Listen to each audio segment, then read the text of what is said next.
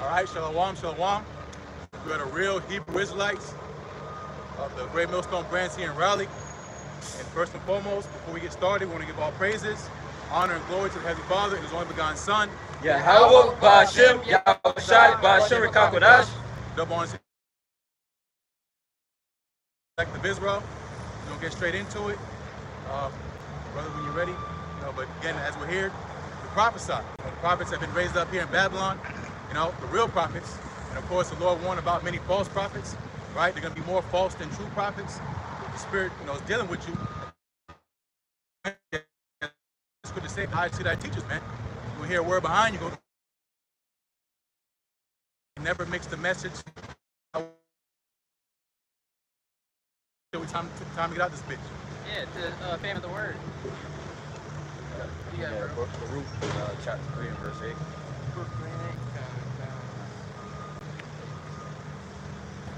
This is the book of Baruch. This is Baruch 3 and 8.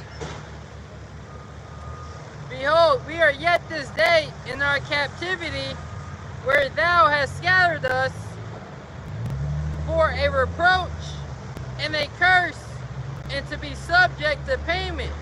Right. It says, behold, we are yet this day in our captivity. All right. So that means right now in present time, as we are here. All right. In Babylon, aka America. Okay. And we is in reference to the so-called Negroes, Latinos, and Native Americans. All right. According to the seed line of your father. All right. Yep, and Babylon's America. Yep, yeah, and how do we know that we're in our captivity? All right, because we are under contracts. All right, we are under the contracts of these elites. All right, which is that's the reason why you have a social security number.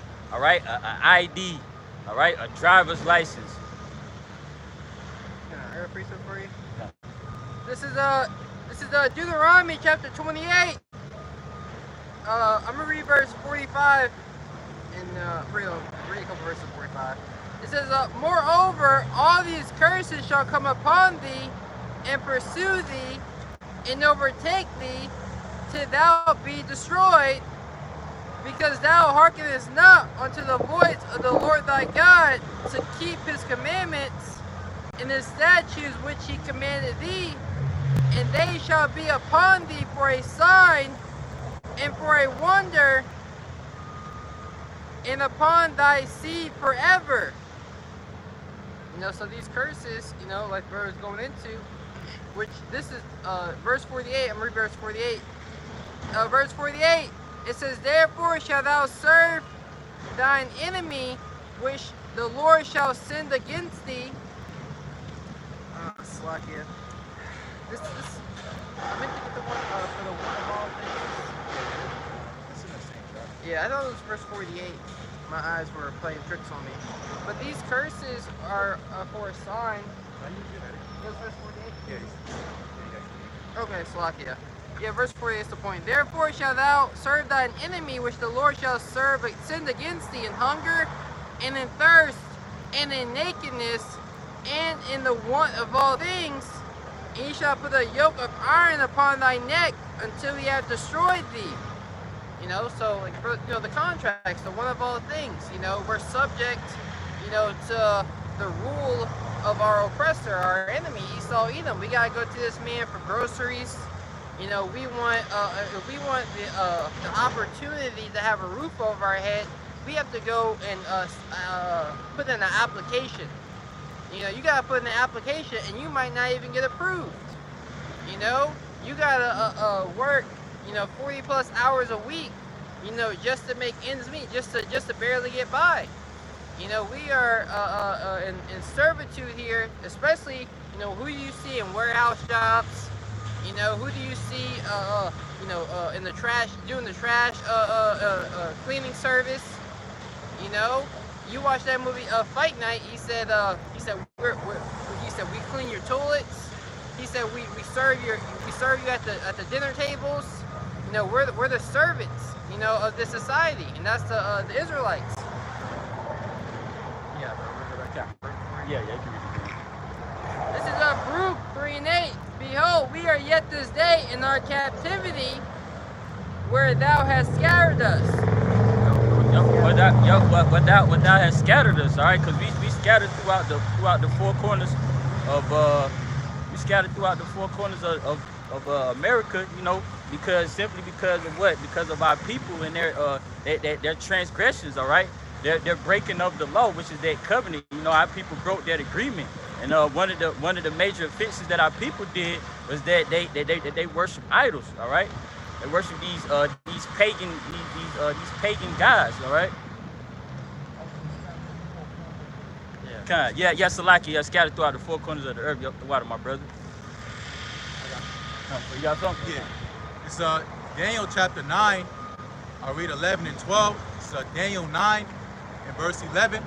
It says, Yea, all Israel had transgressed thy law, even by departing, that they may not obey thy voice. Therefore the curse is poured upon us, and the oath that it is written in the law of Moses, the servant of the Most High, because we have sinned against him. So I'll read the next verse. But all Israel transgressed, meaning we all fell short, man. You know, we all didn't keep the ways of Yahweh Shai. Therefore, going into contracts, we didn't keep the Lord's ways. You know, therefore the curses came upon us, line upon line, precept upon precept, man. You know, literally, man. There's Daniel 9 and verse 12. It says, and he hath confirmed his words, meaning it came to pass, which he spake against us and against our judges that judged us, by bringing upon us a great evil. Yeah, and that's how we know that we're the Israelites.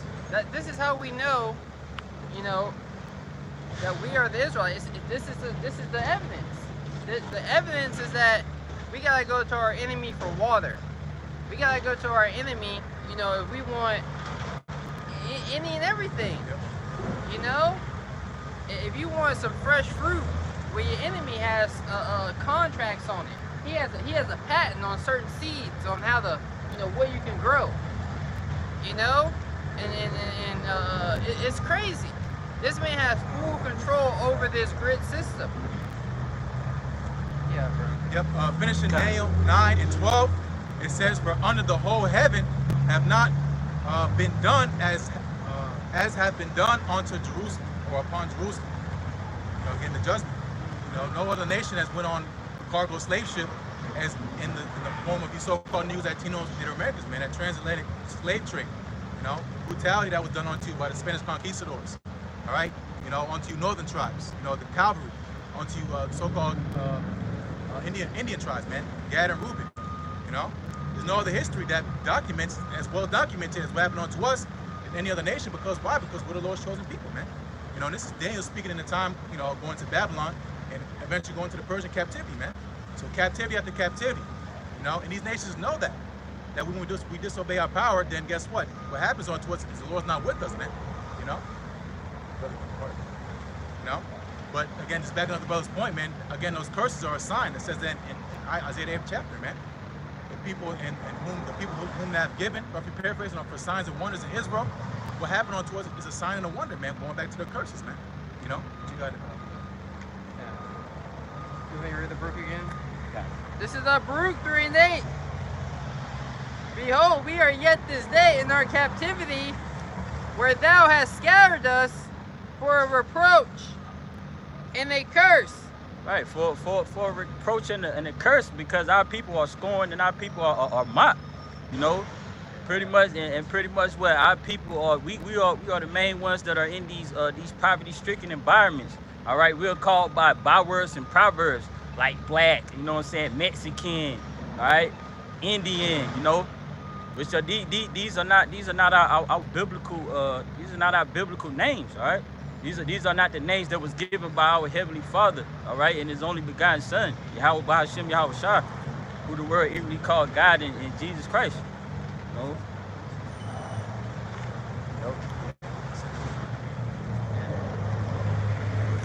This is Baruch 3 and 8, and it reads, it says, and for a reproach and a curse, and to be subject to payments according to all the iniquities of our fathers, which departed from the Lord our God.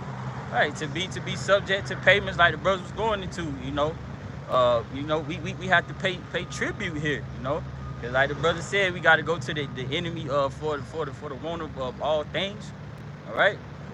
You know, and we subject to what? We gotta pay taxes, you gotta pay a mortgage, all right? You gotta pay car insurance, you know, all of these different things. It said what about the latter end on it? It said the iniquities of our forefathers.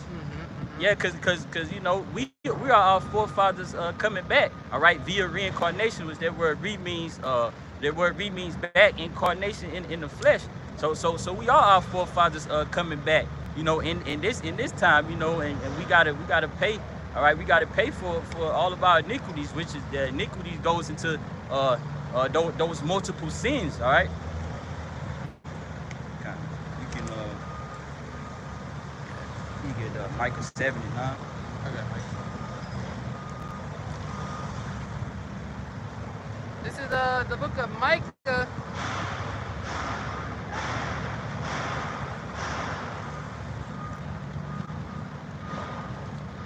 This is Micah 7:9. It says, I will bear the indignation of the Lord because I have sinned against him. Right, it says I will bear the indignation of the Lord. So that word indignation goes into, all right, the Lord's righteous anger. All right. So we have to go through this process of being chastened, all right? Simply for our own doings, all right? Because we gotta clean up the mess that we made, all right? So we have to endure these afflictions, because through these afflictions the Lord is correcting us, all right? He's purging out that old man, all right? That filth that we took on, all right? You know, being under the hands of these heathens, all right, and practicing their customs and their mannerisms. Yeah, Jake wanted to be a heathen so much that they worship their gods. You know, so the Lord put us under their rule to see if we would like to serve their gods and to be servitude under them. You know, because if we serve the true and living God, we'll be a peculiar people, you know, above all the nations upon the face of the earth. Right? So I just want to mention that, bro.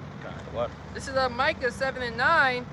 I will bear the indignation of the Lord because I have sinned against him, until he plead my cause and execute judgment for me. Right. And how did the Lord plead our cause? All right. Through this great gathering. You know what I'm saying? We heard our apostles and elders. All right. You know, preaching and teaching. You know. So what the Lord allowed us to receive this word, you know. We was revived through this word, because, you know, without this word, without this truth, all right, which is speaking about the knowledge, wisdom, understanding of these scriptures, okay, we was lost, all right, you know, we was living in the ways that were contrary to the Lord, which is those ways are pretty much those are the ways of death.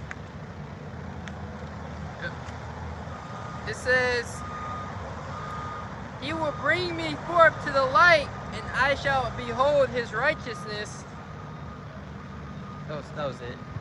God said, "Bring me forth to the light," right? Because that light which is again, all right. This knowledge, wisdom, and understanding of the scriptures, all right. Also, our Lord and Savior is likened to that. Well, he is that light, you know, because that's Because Yahweh Shai is the mediator. He's the door. I mean, he's the way back into the good graces of our Heavenly Father. You know? Yeah. This is I got something for you. This is St. John 1, and in verse 4, in him was life, and the life was the light of men. And the light shineth in darkness, and the darkness comprehendeth it not. There was a man sent, so the light, would shine in darkness, which we know our people, who are in ignorance, here in Babylon the Great, the light is shining onto them, right, via this understanding that we've been given, to put our people in the proper perspective, that we are in captivity because of a punishment, and we can't, we gotta be humble, right? We gotta we gotta repent. We gotta turn back to Yahweh Shai and realize that we put ourselves here because of our disobedience, right? me read it again. It says, in him was life, and the life was the light of men, right? So this truth is the life of men, right? Yahweh Shai. And that's what we're here to present unto our people. Yahweh Shai, for he is the way, the truth, and the life, right? No man coming unto the Father but by him, right? This is the way back to enter into glory, right? By coming into the straight gate, right? The path of difficulty. That was it. That was it. Let me get Micah 2:10. It's the book of Micah. I got a quick one. This book, chapter 4, verse 1. It says, these are my life, right? Yeah. It says, this is the book of the commandments of God and the law that endureth forever. All they keep it shall come to life, but such as leave it shall die. Yeah, what the scripture say, lo, I come in the volume of the book, it is written of me. You know, here in the scriptures, you know, dark sayings, proverbs, you know, wisdom, instruction, life, right? Yahweh Shai is mentioned throughout all throughout the scriptures. Jake drunk. Brother Abraham. On the third lane again. Right, it's the same guy. That's funny. But these commandments are the commandments of life. All they that keep it shall come to life, you know? And this law was to be upon us forever. You know, it shouldn't depart out of the mouths of our you know, it's supposed to be taught to our children's children. You know, Yahweh, you know, right? He said, this is my name, my memorial to all generations.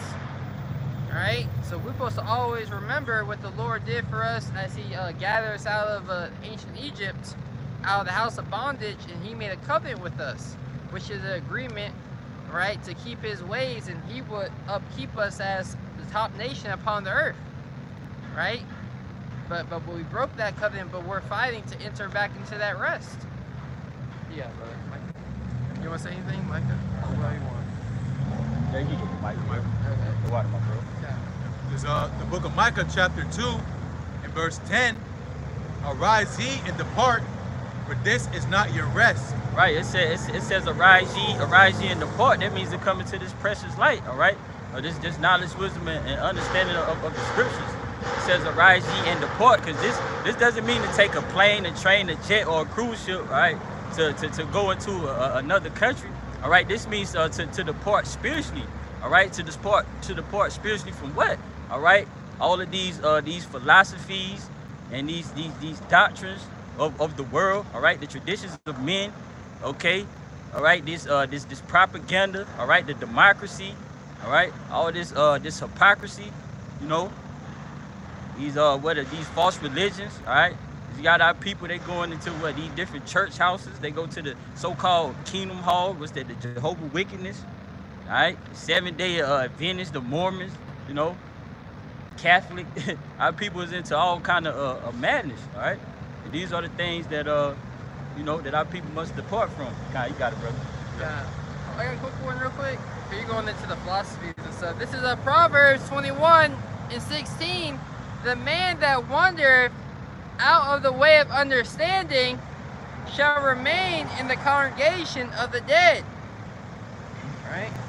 And you know, the understanding is speaking about the man, is speaking about the Israelite, you know, man that wanders, you know, someone who's wandering, they're lost.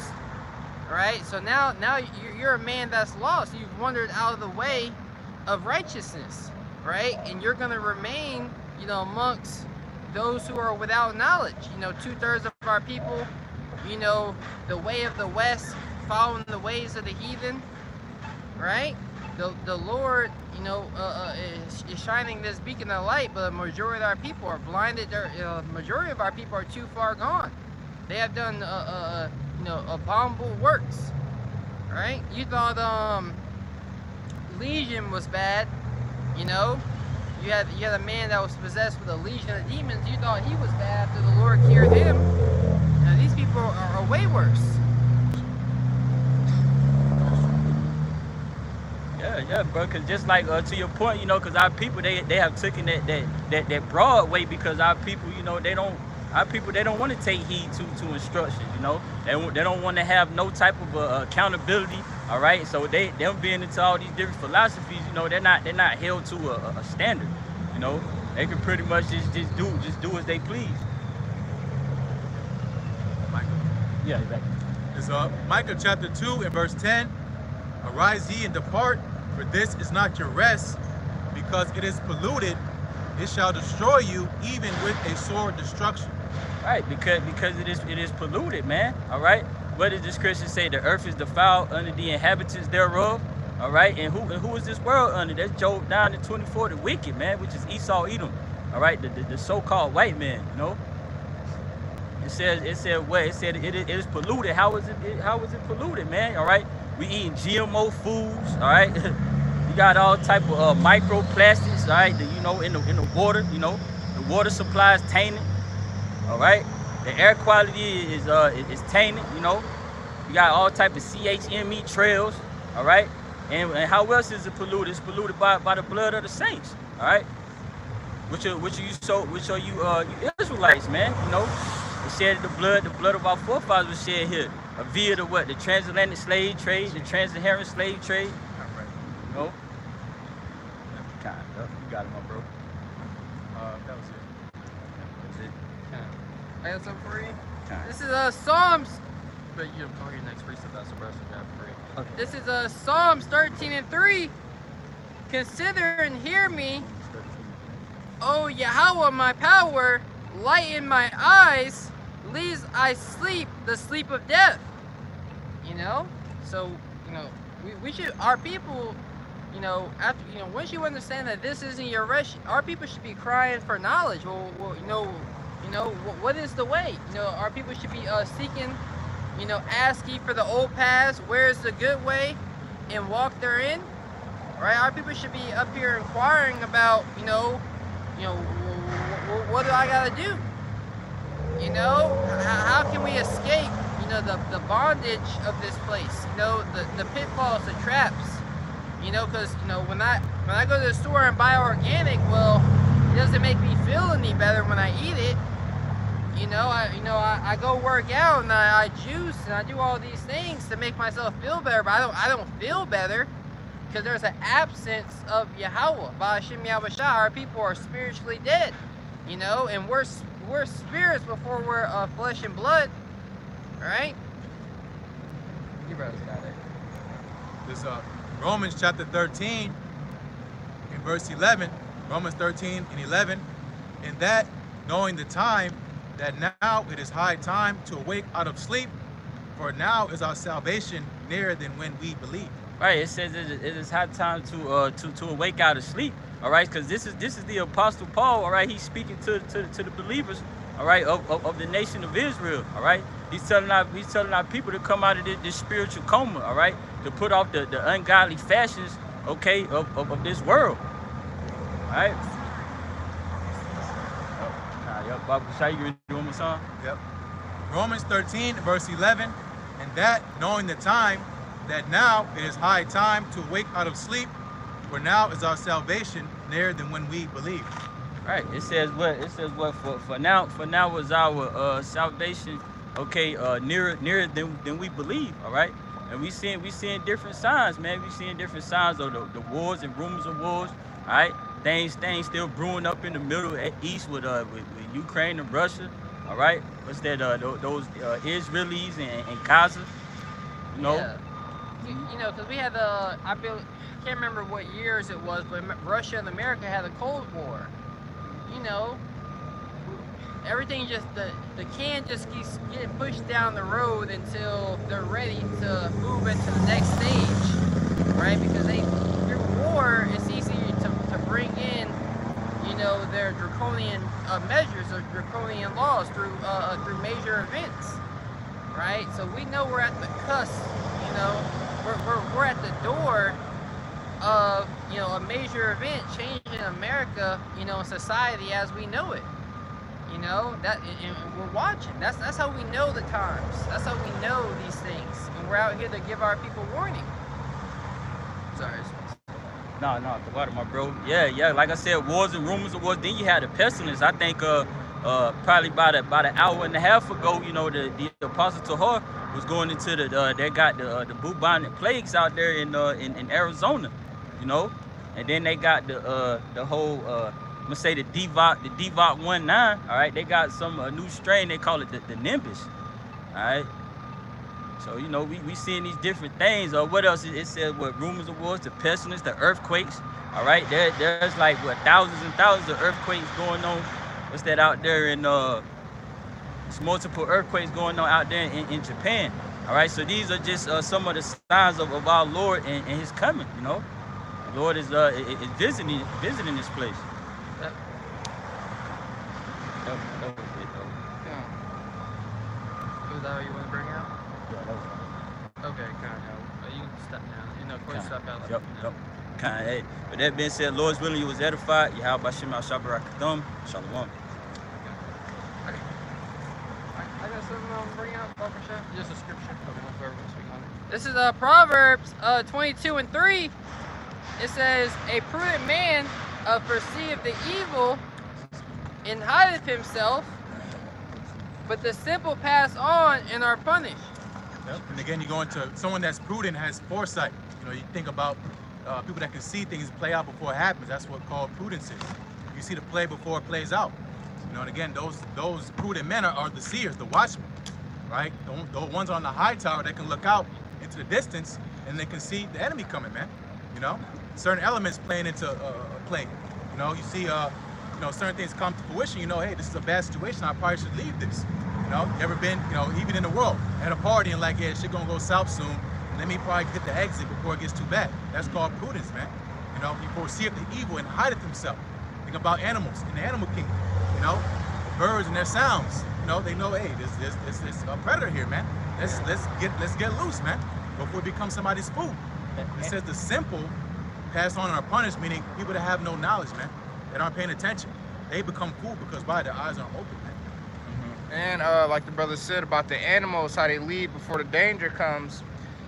You gotta also sometimes pay attention to animals because they'll get up out of there before a storm come in. You know, before a big storm come in, you'll start seeing them go a certain direction. Yeah, if you see a flock of birds, you know, you start seeing a numerous amount of birds in the sky flying, you know, away from something. You got a question like, hey, there gotta be something over there. You know, you see a crowd of people running from some type of. You watch a movie, you see a crowd of people running. Well, you know where the danger is because they're running from the danger.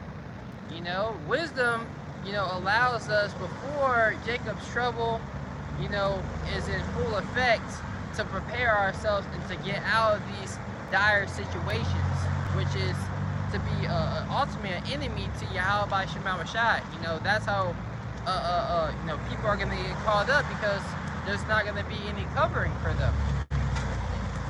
I got a precept. This is Proverbs chapter 8, verse 14. It's speaking about wisdom. It says, "Counsel is mine, and sound wisdom. I have understanding. I have strength." Right? Verse 12, it says, "I, wisdom, dwell with prudence, and find out knowledge of witty inventions." As you go into, again, real wisdom is the fear of Yahweh Bashim Shai, man. You can't say you're prudent unless you fear the Lord, man. You know? Because again, what it says in Proverbs as well, the fear of the Lord is the fountain of life to depart from the snares of death. You know, what is the wages of death? Sin. You know? So you keep away from sin, man. Things that are anger the Lord. Because we know who is in control of life and death, man. It's Yahweh Bashim Shai, man. But to say that issues from death belong to the Lord. You know, he kills, he makes alive, he wounds, he heals. Right? Evil in the city, the Lord done it. Right? So how do we not piss him off, man? We fear him. You know?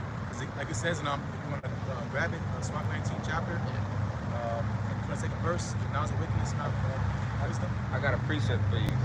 This is Job chapter 28, verse 28. "And unto man he said, Behold, the fear of the Lord, that is wisdom, and to depart from evil is understanding." Yep, so it's not just knowing, all right, you have to understand. Understand why you shouldn't be eating shrimp, ham, pork, lobster, man. Understand why you shouldn't be worshiping idols, you know, committing adultery, doing the things that, again, are not pleasing the sight of the Lord, man. That's understanding. You can know that these things are wrong, but still do it, man. Yeah. You know? Because when you understand why it's wrong, it allows you to hate it. You know, when you see, you know, shrimp being pulled out of the ocean, you're just like, you know, that's supposed to be, that has a purpose, supposed to be cleaning the ocean. And then when you see, you know, a woman eating it, gives you that disgust for her. You're like, you know, why would I want to be with her? You know, it clears a lot of confusion up. You know, allows you to fight against the flesh. You know, because Jake see a woman, you find her attractive, she order a plate of shrimp, you're like, oh, yeah. The rating go down. You know, so that's why we have to get understanding, because wisdom is going to show us that's not the way, right? That's not you being obedient, right? I got a precept though. I'm sorry, was there any more? Yeah, I got another one. No, bring out the other one. All right, this is Psalms chapter 111, verse 10. The fear of the Lord is the beginning of wisdom, and good understanding have all they that do his commandments. His praise endureth forever. Yeah, they have a saying, smart men are not always wise. You know, kind of similar to what we're about to get, right? You know, smart men are not always wise, right? The Lord giveth wisdom. Wisdom is a gift that coming down from the heavens, you know, off the Heavenly Father's throne, right? And it's even a knowledge to know, right? It's a wisdom to know where it comes from, and to acknowledge that only way we can keep that which was a gift, we gotta acknowledge Yahweh Shema Shai in all our goings, right? And lean not upon our own understandings. The Lord is in full control of this simulation, so in everything there's tests and pitfalls. You gotta understand when something's a demon trying to allure you, or when it's the Lord, you know, showing you a way, showing you a path, you know, out of a tight situation. Sorry. You got any more? Okay. This is Sirach, chapter 19. I'm gonna start at verse 18. I'm gonna jump. This is Sirach, chapter 19, verse 18. The fear of the Lord is the first step to be accepted of him, and wisdom obtaineth his love. Yep. Because what is love? The fulfillment of the law, man. You know, keeping the ways of Yahweh Shai, man. Working no ill towards your neighbor. You know, again, keeping the ways of Yahweh Shai, that is love, man. Keeping his commandments. You know, you fulfill that again by you fearing him, man. You know, that's why we out here telling Jake you shouldn't be doing this, doing that. They don't do it because why? They don't fear the Lord, man. You know, that's why Jacob's rejected. It says in Jeremiah, they're going to be called reprobate silver, man. Because why? Because they don't fear Yahweh Shai. That's the first step of being accepted. You know, there's stipulations, man. You can't just come as they teach you in the Christian church, come as you are. You know, you still a bug out, you still a moe, you know, you still eating shrimp, ham, and lobster, and the Lord going to bring you in. No, man. You know, the Lord going to spit you out, man. You know, because you're not fit for the kingdom. You're unclean, man. Yeah. Because wisdom is basically telling you everything you've been doing in life is wrong. You know, you've been living your life wrong this whole time, so in order for you to start doing things right, clearly a change would have to be made, right? The wisdom of this world is foolishness in the eyes of the Lord. You know, to go to school, you know, to have a job that pays all this amount of money so you can buy the nice house for the family, you know, drive the nice car, you know, send your kids off to summer school, summer camp.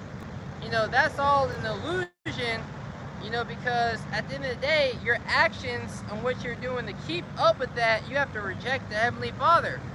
You know, if you speak out against anything that goes on in society, anything that's wicked, you're in what's the right word? You know, you're in danger. You know, of you're in risk. You're at risk of losing all those things you've been working your whole life to keep. You know, so wisdom teaches us that all of this is temporary. You know, that this world is gonna fade away via nuclear destruction. I'm gonna jump to that precept. This is Sirach 19:22. The knowledge of wickedness is not wisdom, neither at any time the counsel of sinners prudence. Yep. So not all wisdom is real wisdom. Not all knowledge is real knowledge, man. So the knowledge of wickedness, the left-hand side, you know, going to rebellion of Yahweh Shai, which they teach you in these schools, right? They indoctrinate you. you know, to worship yourself, be a good slave, you know, get a career before my agenda, you know. Yeah, before my order for a woman, for a woman. You know, women, you know, they tell you, you know, well, you know, if I just had a good job, you know, you ask a woman, well, why do you do this? You know, and a lot of times their motive is money, because, you know, money is a defense. We understand, yeah, money answereth all things, but they're trimming their ways for money, right? They're demoralizing themselves, right? All on the internet. You know, if they have some type of a sales job or some type of service job, whether it be a waiter, they gotta make sure they got makeup on, they're all dolled up. You know, when they're in the office, they're wearing the tight outfit, right, to get the attention from the boss. And they tell you it's not for attention, but it is. Women want a easy life. You know, and the easy life will come in the kingdom, right? We would have read Micah 7:10. Then she that is my enemy shall see it, you know, see the glory, the benefit of getting down with a man of the Lord. You know, an average Joe here in this society whose focus is stayed upon Yahweh by Shema Shai and our true purpose, right? This is Sirach 19:22. The knowledge of wickedness is not wisdom. Right, so it don't matter how many years you've been in school. I'm a PhD. You know, you got cum laude on a piece of paper, and now you're considered a smart person, man. No, especially now, you get a degree by just Googling, man. Chat GPT. You know, that don't mean you're smart. You mean now you're in debt, you know, to try to, live a life of paying it back, man. You know? And all the stuff you earn is all for your belly, like you said, a house, a car. It's not forward to nobody but yourself, man. You know? And I seen a meme. It said it's a whole generation of people going to school for a job that's not even going to exist in the near future. Yep. You know, due to the AI and this new system coming in. Yeah, most people go to job. Let's say you go to job for business. Well, you're not going to school. I'm sorry. Let's say you go to school for business, right? For, you know, to eventually get a job. Well, you know what type of job you're gonna get? If you're a Jake, that's just gonna promote you to a management position at the local warehouse. You know, instead of you working on the line, the assembly line, you behind the desk. But you gotta bump up pay raise a couple more dollars. You got a couple more, you know, perks. Taxed on too. That you're getting taxed on. A job that ain't gonna pay the bills at the end of the day. Nothing in the society, you know, is really gonna for Jake and what the careers that Jake get into. It ain't gonna pay. It ain't gonna take care. It isn't gonna give you the American dream. The Lord is putting our people in those positions to say, damn, something wrong with the society. Something wrong. Where's the answer? Right? Romans 11:7. Israel have not attained that which he's seeking for, but the election have attained it, and the rest are blinded. Only the election are going to get the answers, and that's who we're out here for. Can someone get 1 Corinthians you quoted? 1, start like 19. That's all. This is the book of Haggai, chapter 1 and verse 5. Now therefore, thus saith the Lord, Yahweh Bashem, Yahweh Shai of hosts, consider your ways. Ye have sown much and bring in little. Ye eat, but ye have not enough. Ye drink, but ye are not filled with drink. Ye clothe you, but there is none warm. And he that earneth wages to put it into a bag with holes.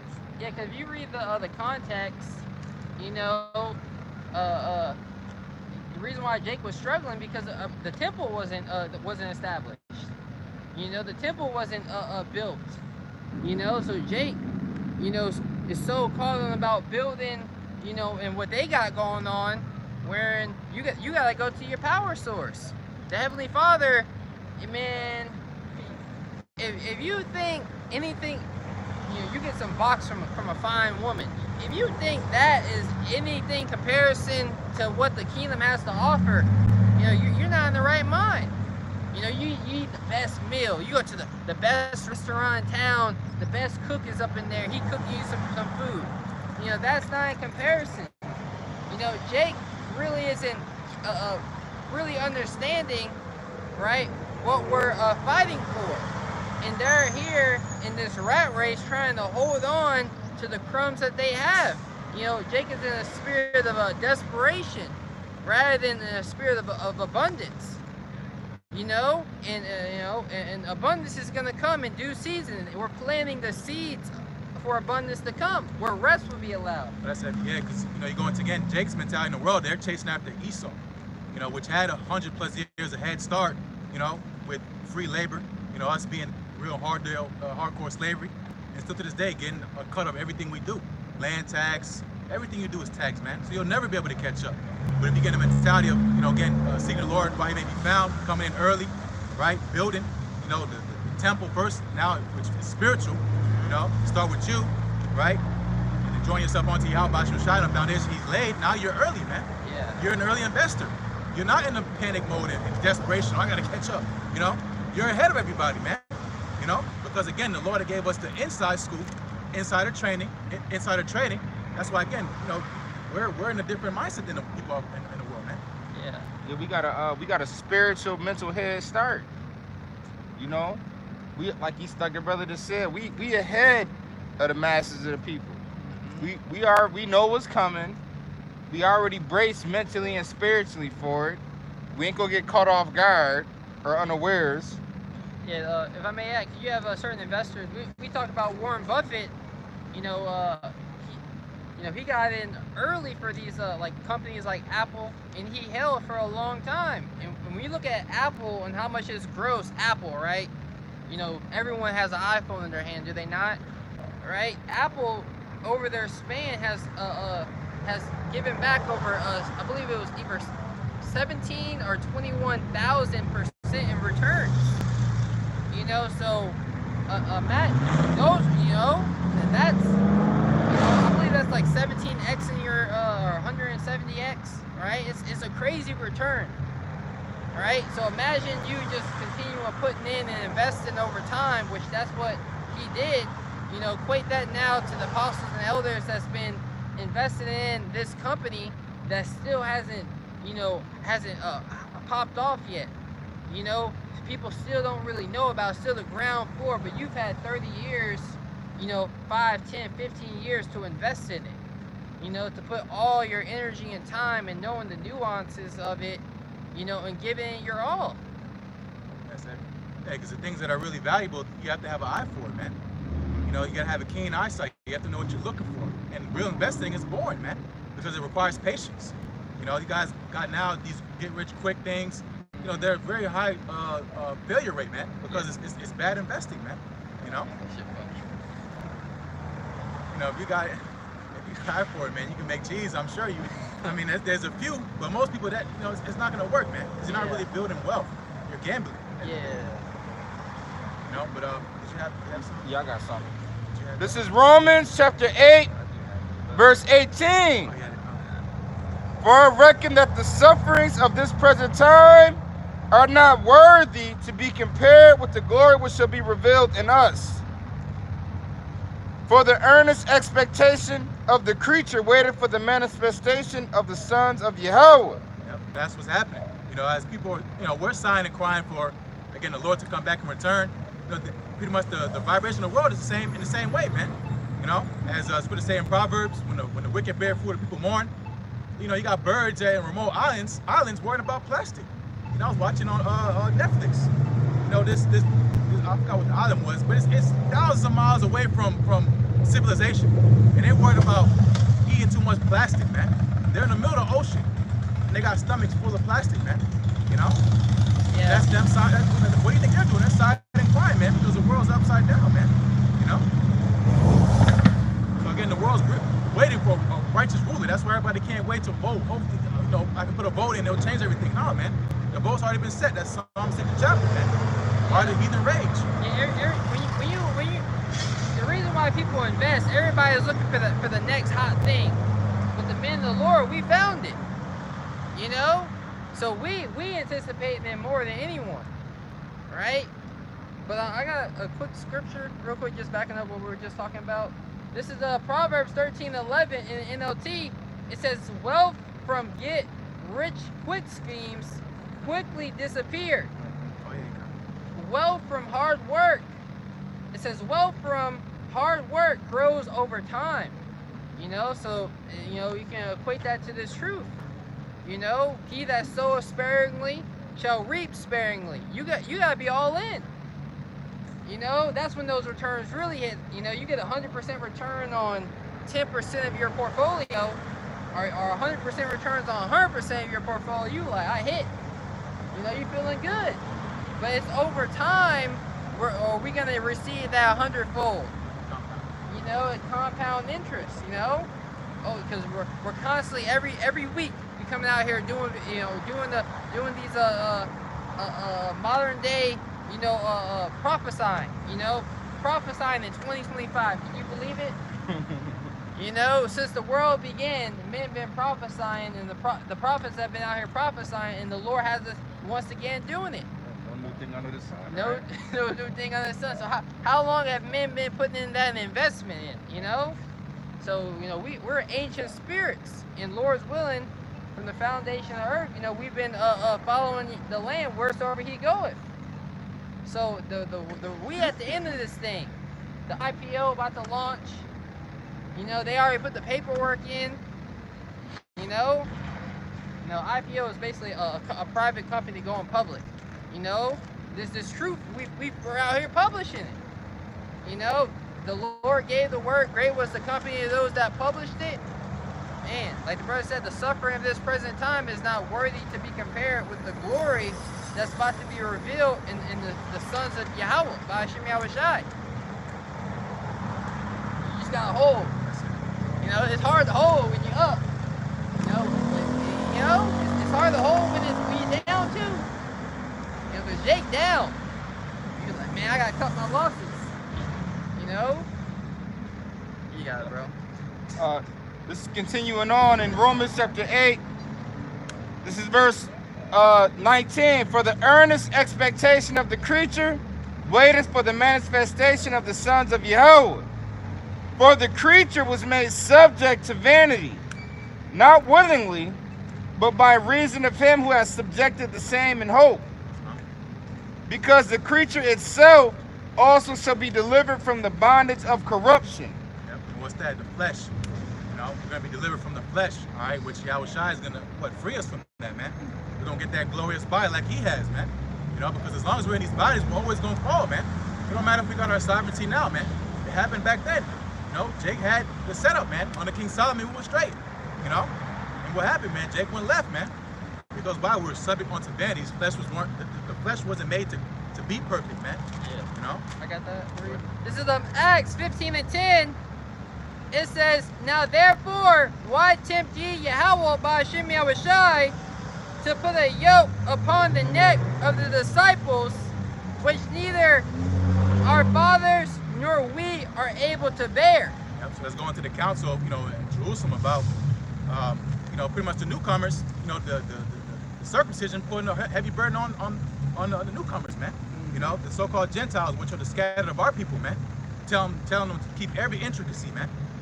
Which they can't even keep, man. Because Jake was pretty much being an asshole, man. That's Romans. Yeah, exactly. We were vassal on the Romans. We were in captivity. We can only go so far, man. Yeah. So how much more now in so-called America, man? You got these, again, the same guys today. The laws, the statutes, commandments. Keep the commandments. Keep the commandments. What about faith in Yahweh Shai, man? Yeah. And them ones screaming, "Keep the commandments," is the ones fucking up the most. Yes. Yeah, that's what Yahweh Shai said. Why say the beam that's in thy brother's eye, but the mote is in thine eye? The beam that's in thine own eye, but the mote that's in your brother's eye? But there's one more verse, and then you can go back. Right. It says, verse 11, "But we believe that through the grace of the Lord Yahweh Shai, a Mashiach, we shall be saved, even as they." So it's all about grace. Yeah, it's not easy being down. Like brother said, this flesh, You know, it weighs it, wisdom. You know, the flesh. It muses upon. It weighs down the earthly tabernacle, right? That muses upon many. Roughly paraphrasing it, right? So this flesh weighs you down. You don't know what. Am I right? You know, you be meditating on something. Is it right? You know, like, hey, should I do it? You know, would the Lord be pleased with me doing that? And it's really the sincerity. Will the Lord be? That's the you really gotta ask yourself. If I did this, because all things that are lawful are not expedient, will the Lord be pleased with me doing this? Right? And that's where that's where the grace lies. That's where Yahweh Shai lies. Yep. So again, that's get onto that point. We're stepping onto vanity so we can have hope in Yahweh Shai, man. To call upon Yahweh Shai. That's the whole setup, man. To look upon the sun and be healed, man. You know. But again, Jake's still in that same mentality, man. They can excuse themselves, all right, get past Yahweh Shai by keeping the righteousness of the law, which is impossible, man. None of our forefathers can keep it, you know. All right, continuing on. Verse 21, because the creature itself also be delivered from the bondage of corruption and to the glorious liberty of the children of Yahweh. For we know that the whole creation groaneth and travaileth in pain together until now. And not only they, but ourselves also, which have the first fruits of the Spirit, even if we ourselves groan within ourselves, waiting for the adoption, to wit, the redemption of our body. For we are saved by hope. Yeah, if I may add, because brothers go through a lot in this flesh. You know, we gotta deal with a lot. You know, emotions. You know, controlling. Or if you see something that disgusts you, you gotta keep tempers, be angry, and sin not. You know, the flesh is weak. You know, the fact that you read about the angels and how they really don't have to eat. You know, the fact that if you go a couple hours without, you feel faint in these weak bodies. You know, you're like, damn, I need to eat something. Then you have this the decision fatigue. You know, to where your decision making skills. You know, it's like your phone loses battery and you gotta put it back on the charger. Well, you gotta recharge. You know, so you gotta have quiet time to yourself. But Babylon the Great don't give you no quiet time. So it's a constant fight. It's a constant battle. You know, that we're in these flesh, and that's why we're groaning, and we have such a desire to do that which is right. Because all this is a fight to do that which is pleasing to the eyes of the Lord. I was watching the brothers out there in Rochester, New York. You know, he started out the camp lesson. Brothers shouldn't be ashamed at the battle. You know, you're getting all condemned because you feel certain. It's natural. We're in the flesh, right? But these people are actually going after the flesh. You know, that's it. Yeah, you go have your ups and downs. You know, it's a war. You know. No, right? Yeah. It's a war. Shit. Sometimes you go lose. Sometimes you go lose. Sometimes you go win. That's why the scripture says fight. That's why the scripture says fight the good fight of faith. Yeah. Be of good courage. You know, it's not meant to be easy. Yeah, you had this movie called with Brad Pitt, Shia LaBeouf, and a couple other actors called Fury. And they had a new member of the team, right, that joined the ranks. He had just got drafted. You know, this is towards the latter end of the war, so you had a new guy, a civilian, basically, coming around seasoned vets, you know, that's been, through multiple battles, and there was a scene in the movie where Jake, I say Jake, right? The character, he thought he was still, he didn't want to, nah, I'm not going to hurt anybody, still, like, they haven't came into a battle yet. But then a bomb had got dropped on a building where, and he was basically, he was in shock. And then with the seasoned vet, he was screaming, trying to, basically try to get the bodies out of the building, And he said, you feel that? You feel that? It's called war. You know, all he could do was scream. That's the state we in. Do you feel it? Do you feel the pressure of the weight of Babylon the Great, this oppression, disobedience, right? It's called war. It's spiritual warfare. You got it. Yeah, that's why the scriptures tells us to stand firm. You know, be steadfast, stand firm. You know, be unmovable. Precept? Just real quick, and then we'll go back. This of Acts 14:22.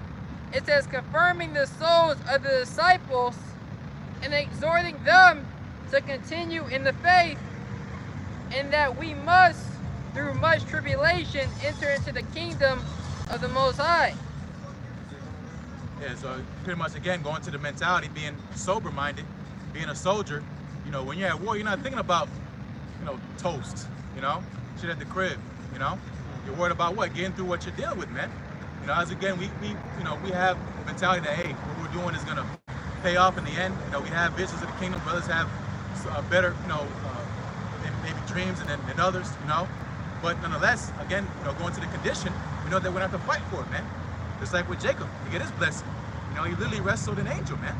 That's our forefather, man. So you think about Esau. Esau was handed the keys, man. He stole, he lied, he robbed, he raped, he murdered. You know, we're doing it the right way, man. You know, he did the quick way, the easy way. You know, deceiving. He said time and chance happen to all. Yeah, man, he says that manifest destiny. Yeah, man. You know, and you could say that the ball is in his hand right now, man. But he's, you know, you don't understand that. Hey, the game goes on, man. You know, eventually you're gonna turn the ball over, man. That's him fumbling the kingdom, man. And he's gonna do that exactly when the MOTBs made mandatory, man. But not to veer off. Yeah. Did you have some version of Graham? Was there any more? I thought it was. This is verse 24. For we are saved by hope, but hope that is seen is not hope. Yep. For what a man seeth, why does he yet hope for it? Yep. So going to get an investment, man. You see in your mind's eye the payoff, you know, but you don't have it yet, so that's why you wait, man. You suffer it, man. And that goes into discipline. Think about going into the ancient world. Because a lot of these analogies in scriptures refers back to husbandry, man. You know, you get the grace of the Most High, how about your shot, whether you get the increase or not, man. You do the right thing, you toil the ground, all right, you break it up, you get some new soil coming up top, you know, you're not muzzling the ox, you know, and you ultimately, but this is Babylon, bro. Them niggas was being funny, They man. was, and that's fun. That's fun. They might get stopped by ice vehicles tonight. Right. You know, that's what I asked somebody today, hey, are you nervous? are you nervous, you know, about, you know, what's going on? Nah, I feel good. I was like, all right. We'll see. But so, yeah, that Assalamu alaikum, you know, Jake goes through the whole spirit off. Yeah, really. But I was gonna look up how long do farmers wait for seed to Yeah, I was thinking about that script too, you know, them that James. Well, that's talking about us. Break up, was that Hosea? Oh, Hosea 12? Yeah, break up the ground.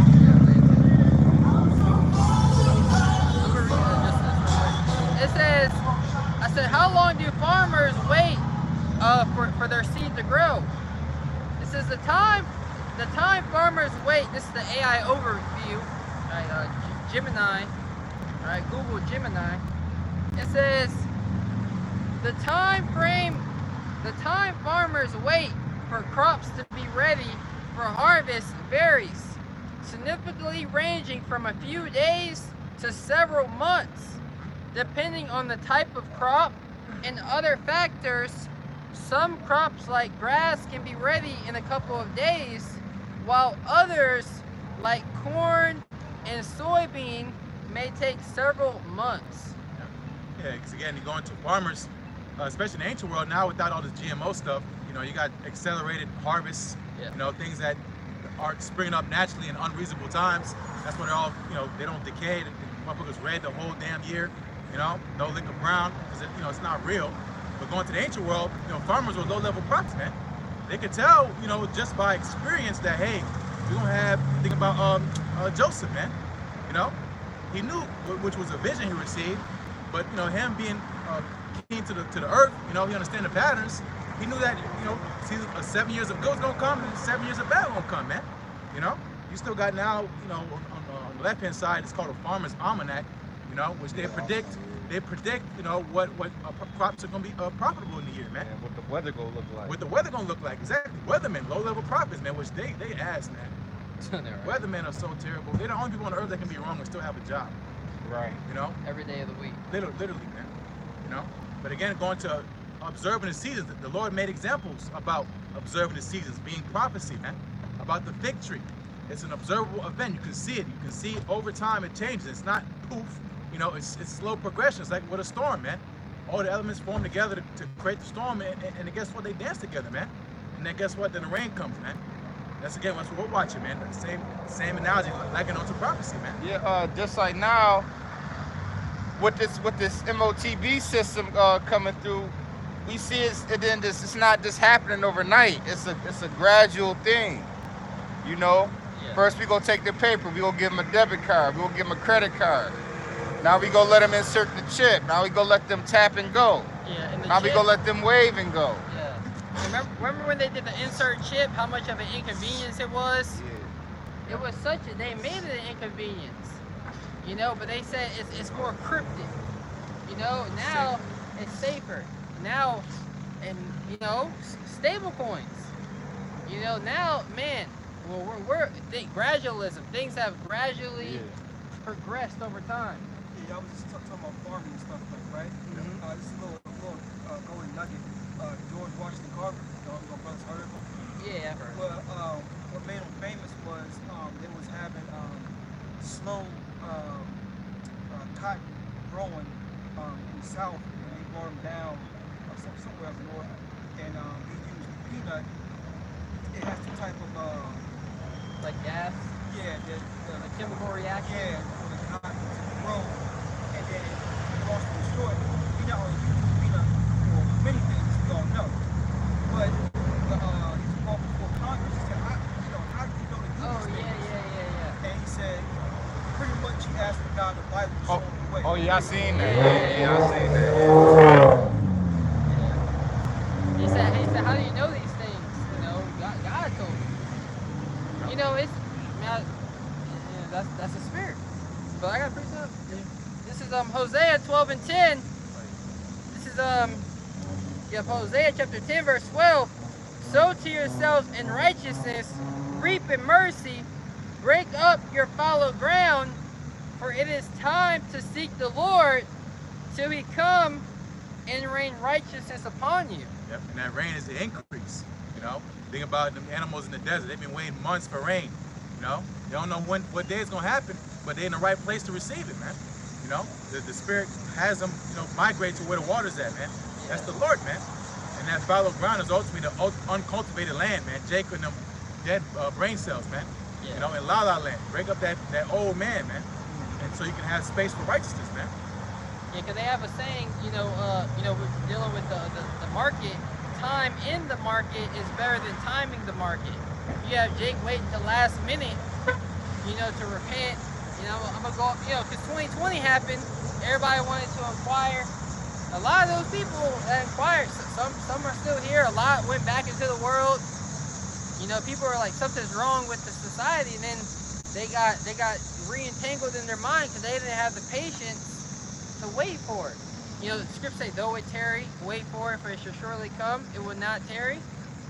These scriptures, these prophecies, if you're really paying attention, because just dealing with stocks and different companies that's gonna shoot up, you can look at that as different opportunities in the marketplace.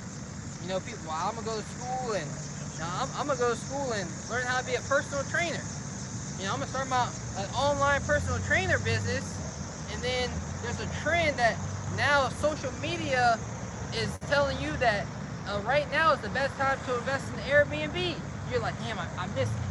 I missed the gravy train. But we know that this is the way.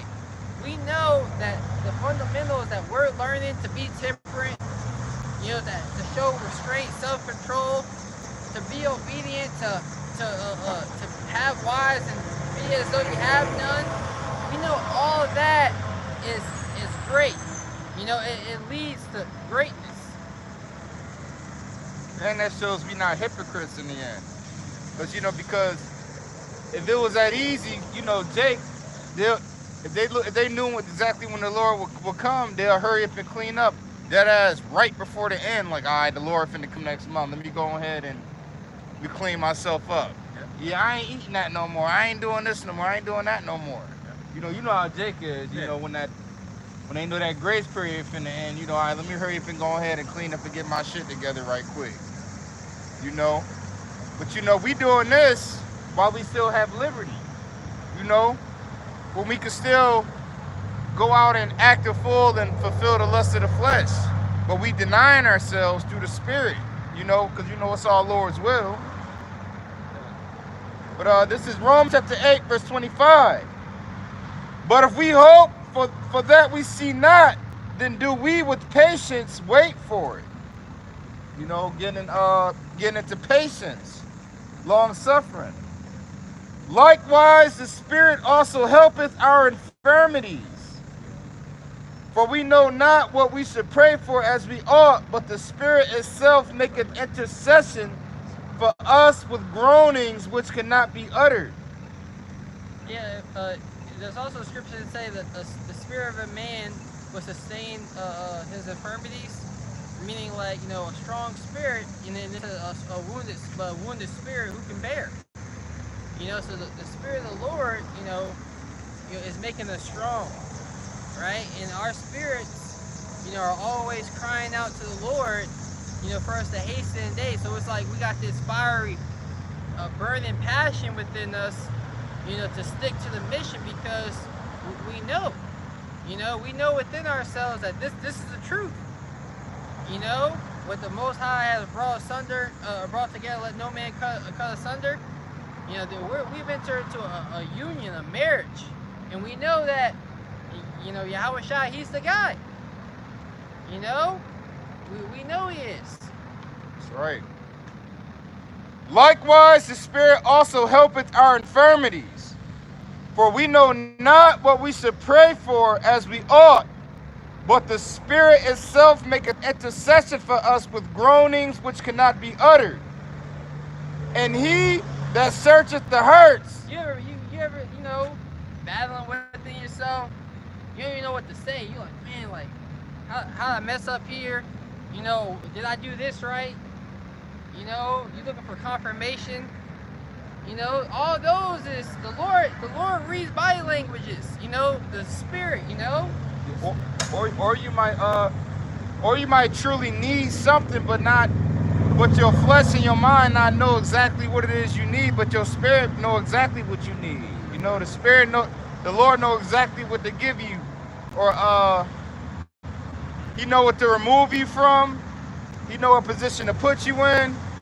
He know who to put you around. You know, you might have not thought of it or knew it, but like, it might be a reason the Lord moves you from this job to this job, or moved you from this location to that location. Or, you know, or remove somebody out your life. And he that searcheth the hearts knoweth what is the mind of the Spirit, because he maketh intercession for the saints according to the will of Yahweh. Who's the ultimate intercessor is Yahweh Shai, man. Mediator. You know, John 17 chapter is literally a prayer for the elect, man. You know? And again, that intercessor is us, between us and the Father, man. How are we going to get to the Heavenly Father, man, without Yahweh Shai, man? Of course, you got ministering angels, you know, don't forget about the angels, right? That look out for brothers on the right-hand side, you know, guiding them. Spirit. Like you said, moving people out of your life, that's angels, man, you know? Ministering spirits, you know? Putting us in positions that we might not have thought have been a blessing on the side. We might have thought it was a curse. But the Spirit of the Lord got you there, man, you know? Because you find out as through time, it was for your benefit, man. And that's ultimately us in this captivity when you think about it, man. If the Lord didn't correct us and chastise us, he didn't bring up and raise Yahweh Shai, right? What would we be, man? We'd be a no people, man. You know, so everything we go through is for our own good. That says that in Romans as well. All things happen unto the good of them that love the Most High. You know, paraphrasing. Yeah. And we know that all things work together with. Oh, there you go. Yeah, brother just said it. And we know that all things work together For good to them that love Yahweh, to them who are the called according to his purpose. Yep, it says all things, mean that's the Lord's algorithm, man. His mathematical equation. Eventually, it's gonna pay out for you, man. You know, your life, everything's numbered. The hairs on your head, the steps you take, that's all math, man. And who has the equation? You know, the answer to that problem is Yahweh Hashem Shai, man. You know, so everything works together. Everything's in motion. Think about life. Everything's moving. You know, nothing's ever really stagnant, right? It's all for your benefit, man. If you be part of the elect, man. Yeah, that's why you can't look at things as losses. You know, I count all things that were lost to me as dumb to gain the excellency of Yahweh Shai. You know, really, you go through your lessons, you know, like brother saying, some things just ain't meant for you. Some things ain't just meant to happen. You know, it's for your benefit. It's for your good at the end of the day. You gotta see the good in it. You know, you gotta praise Yahweh by Shema Shai in all of it. Right? For whom he did foreknow, he also did predestinate to be conformed to the image of his Son, that he might be the firstborn among my many brethren. Yep. You notice that the language, foreknown, meaning we already was known, man. You know, it wasn't some, you know, as again, we still deal with that. What about what about Esau? You know, what about the Gentiles? That kind of shit, man. The Lord didn't foreknow them. It was never for them, man. Because foreknow means you're getting reacquainted, man. You know, getting back to, knowing each other, man. Getting that relationship back on fire, man. You're getting redeemed. Getting redeemed, bought back, man. You know? So whom did he foreknow? He predestinated, man. It was already set up from the beginning, man. There's no randomness in the will of Yahweh Hashem Shai, man. It was all played out perfect. First time, no, oh, let's do this over again. It was good, you know? Tawab, you know? There was no remixes. There's no other book. Oh, there's a new book. The Lord had more prophecy. No, man. That's it right there, man. You know, and it all fulfills his will, man. And it's all in accordance to our favor, man. And again, that's what Yahweh Shai is reinstating with us, man. That's our faith, man. And the Lord's with us the whole time, even though we got thrown in captivity. But Jake be crying, where's thou loved us? Malachi. We always doing, Jake don't want to, it's going earlier, the accountability. Why you broke as hell? Why you got all the curses on you? Why you woman out of order? Why you got your ankles swelled up? You can't walk, got diabetes. It's because you're neglecting the words of Yahweh Hashem Shai, man. We acknowledge that early, man. Yep. Envy not the oppressor, and choose none of his ways. That's you envy someone, you want what they want, what they got. And that's you lacking accountability. Well, Lord, they're doing this and they got that. How come they can go and do this and get that? Nah, you gotta. That's not the right way to be. That's Amos. Out of all the families of earth, I have only known you. Therefore, I've appointed you for your iniquities, man. You don't care about nobody else's damn child. They could be doing backflips off the top of the road. We don't care. That ain't my son. Your ass. When you see a badass kid, where's his father at, man? Where's his parents? That's what with us, man. He said, you polluted my name amongst the heathen, man. I'm gonna spank your ass in front of all of them, man. That's what we've been dealing with, man. Our kids, they be bad. Well, such and such was, I don't give, and the parents be spazzing. I don't give a fuck about what they doing. Right. Talking about what you doing. Right. You know better. Exactly. Doing it in front of everybody. Yeah. They ain't gonna wait to the car. They gonna do it in front of everybody. You know better. Yeah. I got precept. Just going to what we were saying. This is Ezekiel 18 and 29. It says, "Yet saith the house of Israel, the way of the Lord is not equal. O house of Israel, are not my ways equal? Are not your ways unequal?" Jake, Jake, disobedient, rebellious, showing the Lord that what he says as his counsel is insignificant. You tell a brother counsel he don't do it. Come on, bro. What, you want us to feel sorry for you now? Do this now. Try this. And then he just keep not listening to counsel. Keep not listening to counsel. Eventually, that guy, gotta get away from us. Because they refuse an instruction. Exactly. Proverbs. Let him be likened onto a heathen man.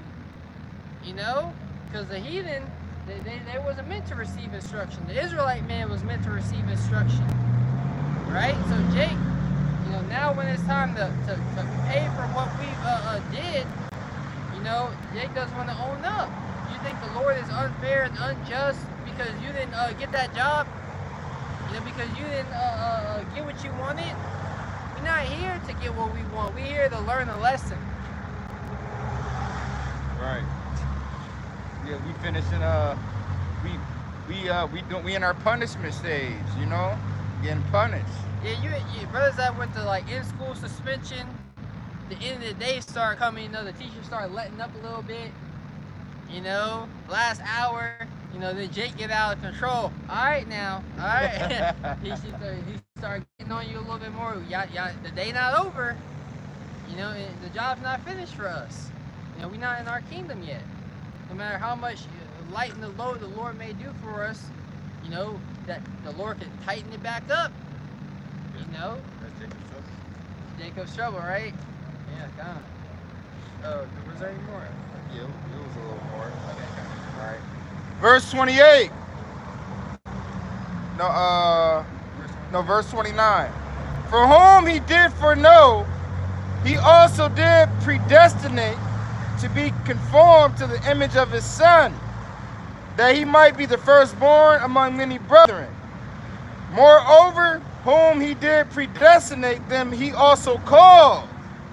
And whom he called, them he also justified. And whom he justified, them he also glorified. Yeah, and many are called, but few are chosen. So we don't know if we're of that number. You know, so with that understanding, nobody knows. We don't know who we were in the past. There's no remembrance of former things. You could have been a man that was rubbing shoulders with Yahushai or with Yahushai's disciples at any point in the past. You know, you could have been a man that got healed. You know, so you've seen the power, you know, in your past life, so you know the power is here, and you know the Lord showed favor on you in your past life. So what's any different now, right? Right? You know, Brother Samson could be here. You know, the favorable death. You know, the Lord clearly dealing with me, right? You know, Samson. You know, you know, it causes us to where we don't be proud. We stay humble. Brother got it. What shall we then say to these things? If Yahweh be for us, who can be against us? You know, and that's the hope, right? The hope is if the Most High is for us, then it don't matter what we go through in our day-to-day lives. What our boss come up against us, you know, people, you know, they see you and they plot evil against you. You know, the elite. Look, this a fucking cop texting and driving. You know, the hypocrisy of this kingdom, the hypocrisy of this place. You know, this nigga telling you that you doing something wrong, but he's obviously not living up to the standard that he'll pull you over for. You know?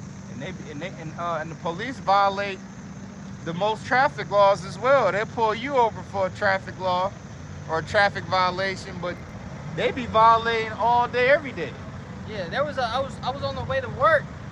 And this I got pulled over on the way to work, and months later I got a warning from all y'all about my shot. This was years ago, but I got a warning. But months later, there was actually an ambulance that turned on the sirens when we were stuck in traffic and zooted past everybody.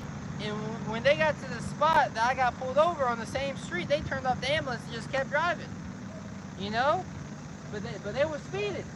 But because they have this badge, you know, they have this covering of the world upon them, they're good. Showing you know, this world is full of hypocrisy. You know, people who get into power positions, the boss at the job. This nigga don't know how to rule his own house, but he's gonna rule over you. He doesn't have control over his diet, but he's gonna tell you how you should, you know, how you gotta straighten up. We gotta get out of this place. Men with power don't deserve power. I'm going on a rant, but go ahead, bro. No, that was it. That was it. I got pre stuff. This is 1 Corinthians. This is 1 Corinthians 1:19. For it is written, I will destroy the wisdom of the wise and bring to nothing the understanding of the prudent. Yep, and that's how the Lord's glorified. Here it is again with all this technology. As it says in Daniel's, knowledge shall be increased. You still got the most dumbest, docile people on the planet, man. More so than ever. People don't know how to do for themselves besides trusting in the system, man. You know? But again, going to higher than that, you know, again, people that have, you know, so-called scholarly backing, you know, where are they? You know? Yeah. Because part of their knowledge, you know, like during the C-19, putting the muzzle on was looked at as like morally righteous. It was looked at as right because knowledge is supposed to lead to life. You know, to know things, and it's supposed to be a benefit to society. So these people who fully, you know, indoctrinated, they thought putting on a muzzle and then seeing someone that didn't, you know, like, nah, I'm not gonna put my muzzle on. Oh no, you can't come in here, sir. No, you're not righteous. You know, clearly. You can't come into my house. Yeah, it's just like you're not just, you're not holy because you're not listening to the knowledge of the leaders who are over us. Clearly, the men over us know what's best for us. They rule the government. They rule the world. You know? Yep. Them same people that was pushing that stuff on you, you know, they responsible for a lot of deaths, man. You know, your so-called experts, man. These CDCs, and I mean, I don't want to get the channel flag, you know, but these so-called medical experts, which we're not giving medical advice, they're giving you advice that it fails, man. Well, they admitted it. Yeah, they had the council. The studies came out from the universities. All of that came out. And I can't remember, man. There was when this dude, Dr. Falsify, when he was having his court, man, I don't know. There was a major thing going on among Jake. Man, before Diddy, there was another scandal. There's always a scandal amongst Israelites. I can't remember. There's so many of them. You know, but there was another scandal that went on. You know, to keep everybody distracted. I think it was the Epstein. You know. And they still keeping the Epstein situation under lock. Oh yeah. Still, because it's too many top elite Edomites involved, you know, and they don't want certain things coming out. Yeah. No, can't really. This is 1 Corinthians 1:19. There's so much going on, you know. It's real like so much going on. This is 1 Corinthians 1:19.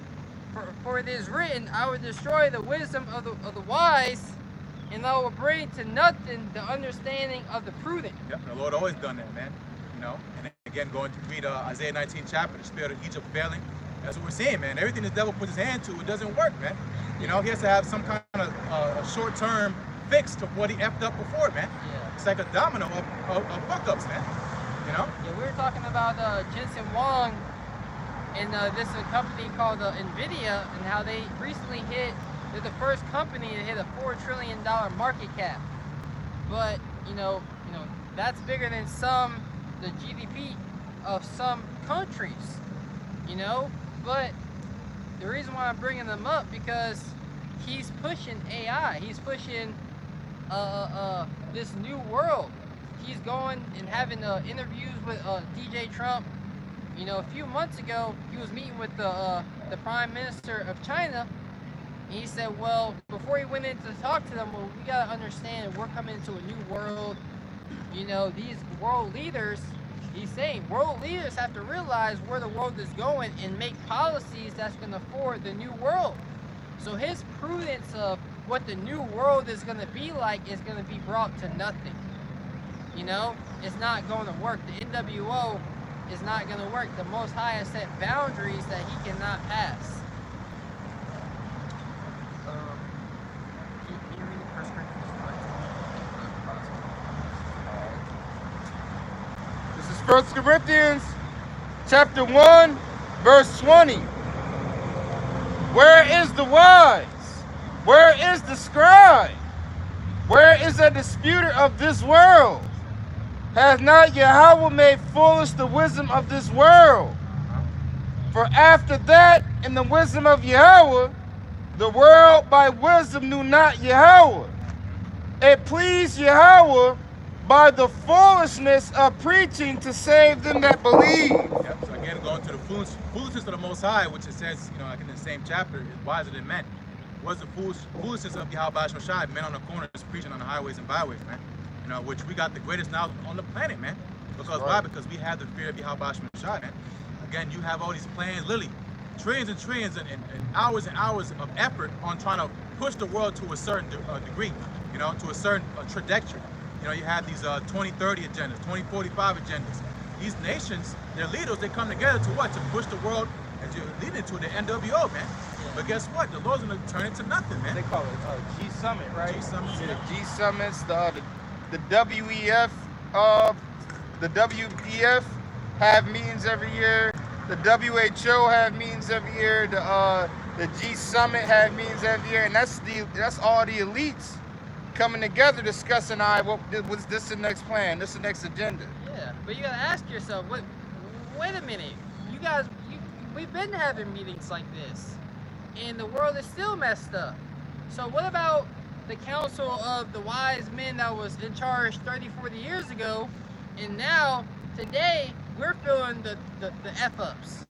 You know, now there's, the earth is heating up. Now there's islands of plastic within the ocean. Well, wait a minute. You know, why should we continue to listen to you? You know, because clearly this council is not. What about the problems that are now? Can we make changes to fix the now problems, or do we have to keep building to the future, and eventually it will get better? You know, because economists know. You know, we need some type of recession. We need some type of restart. We need some type of deflation to where the rich lose their riches and bring everybody back down to a lower, a lower market cap, to where now we can start over. But everything is being inflated. You know, the elephant needs to be addressed. You know, brothers going to the analogy, you try to push the water balloon under the water, it's still going to pop up. There's still a problem right now. Was there any more? There's more, but I'll read this one and I'll skip down. There's on this one. There's Psalm 33 and verse 10. It says, "The Lord Yahweh, Bashim Yahushai, bringeth the counsel of the heathen to naught. He maketh the devices of the people of none effect." So they're barely making a scratch or a dent, man. They're not changing nothing as far as the will of Yahweh Shai goes, man. Because again, you're planning tomorrow, the next day. That's all in the hands of Yahweh Shai, man. You know, because again, we're prophesying through the spirit of Yahweh Shai. What are you gonna do, man? Which again is your system. Your trap is you love your riches so much that you're gonna go all the way to the point where you're gonna put a chip in everybody. Because you are so scared of losing your power, man. Yeah. Because you knew you sold your birthright, man. And now this is you artificially trying to, first of all, trick the world, and then now you're taking a step further, trying to trick the Lord, man. You're trying to supplant the Lord like he forgot that your forefather, sold out from the beginning, man. He was what's in the Hebrews, he was never been a profane man since Esau. The one morsel of meat sold his birthright. Yeah. Because he wasn't prudent. Yep. It's the same people in power, man. That's right. He was a fornicator. At least there be any fornicator or profane person as Esau. For one morsel of meat sold his birthright. For you know how afterward, when he would have inherited the blessing, he was rejected. You know? So this new world that's being built, you know, when thou awake, O Lord, so shalt thou despise his image.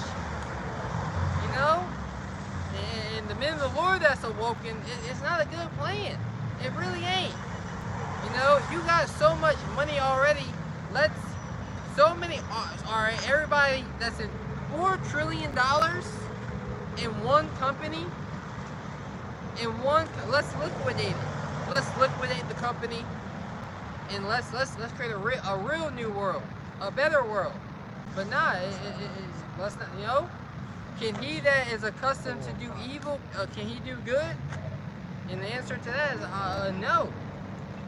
Can a leopard change his spots? Right. Nah. Even them that is accustomed to doing evil do any good, and the answer is no, man.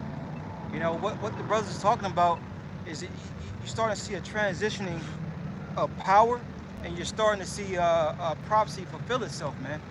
All right, that's what it really boils down to, the will of the Heavenly Father and what He has written. You know, Nas had an album, it was written. Okay, well, the Lord has the scriptures, it was written, man. All right? Give me that Psalm 75 real quick. This is Psalm chapter 75,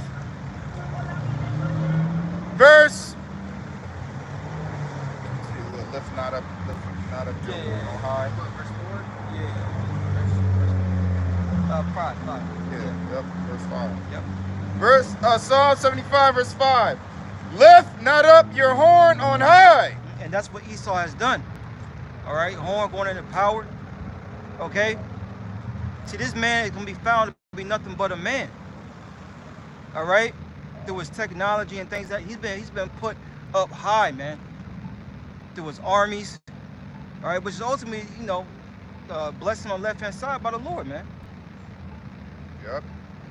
Speak not with a stiff neck. Go ahead.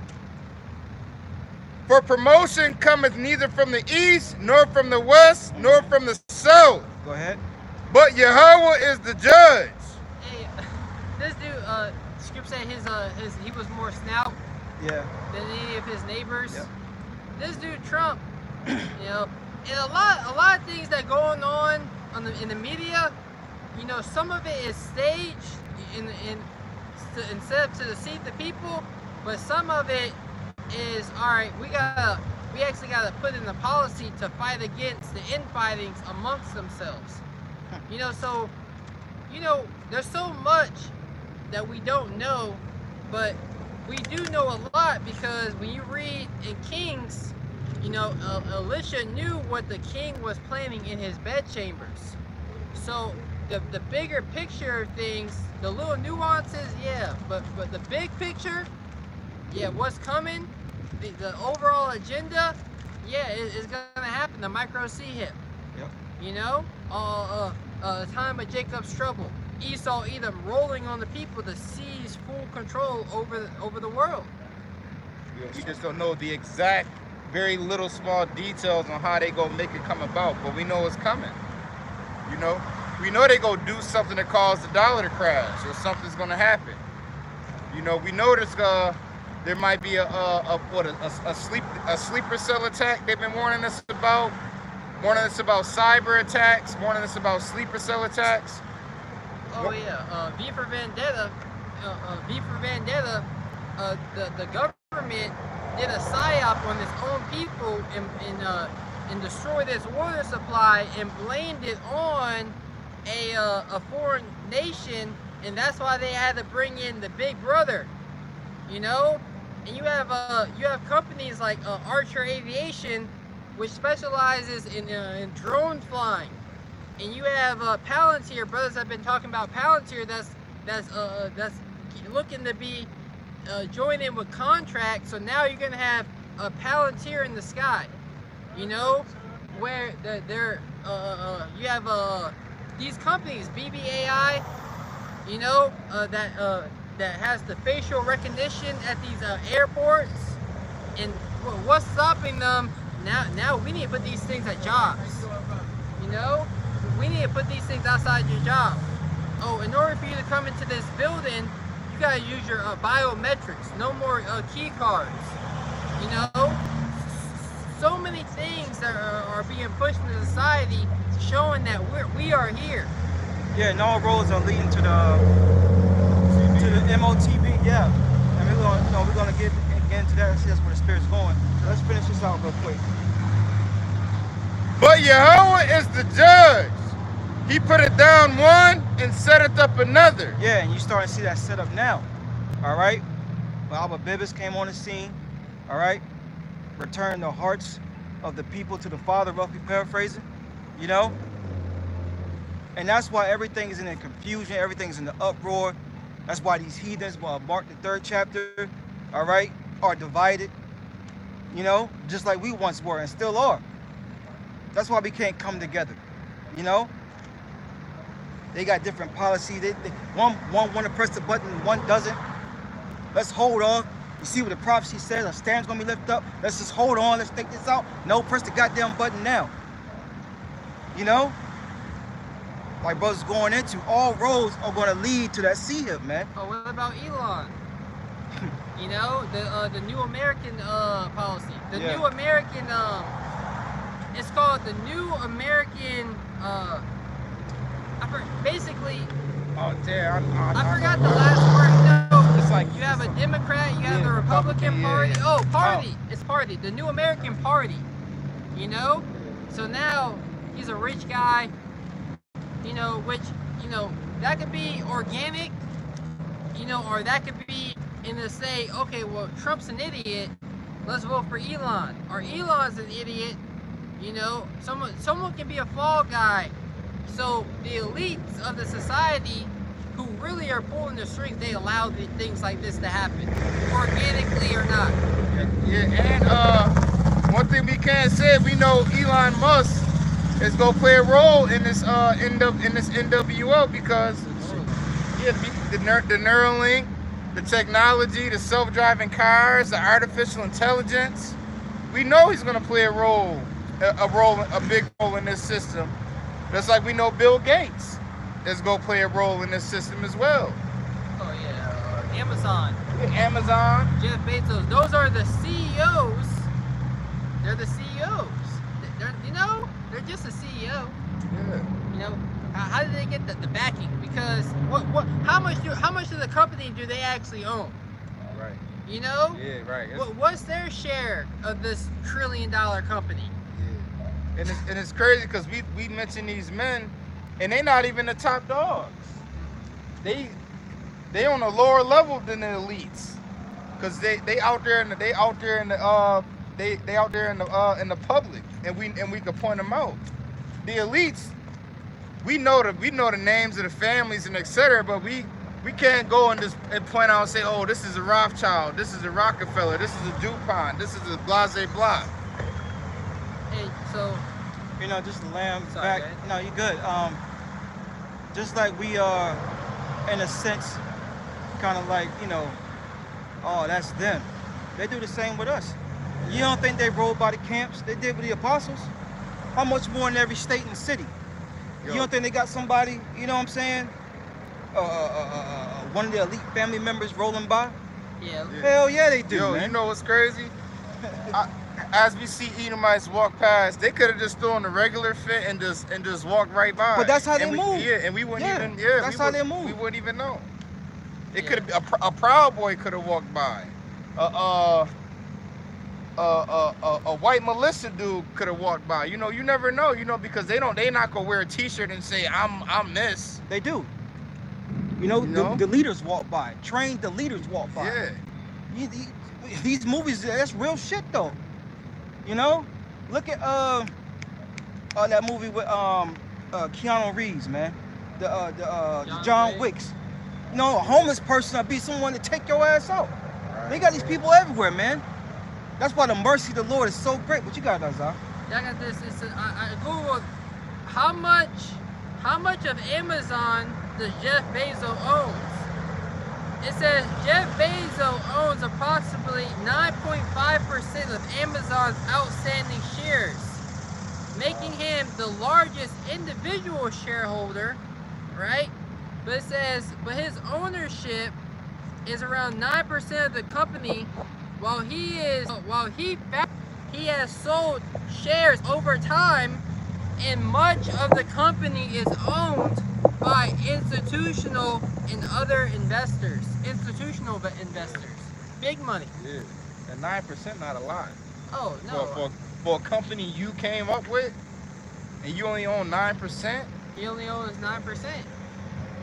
But you know, but he's the face. Yeah, right. When he goes and says something, everybody listens. But he the little guy when it comes to who actually owns it. Exactly. You know, same thing with which I got a precept. This is, I Micah. want to get Revelation 13 after that. Okay, Micah Yeah.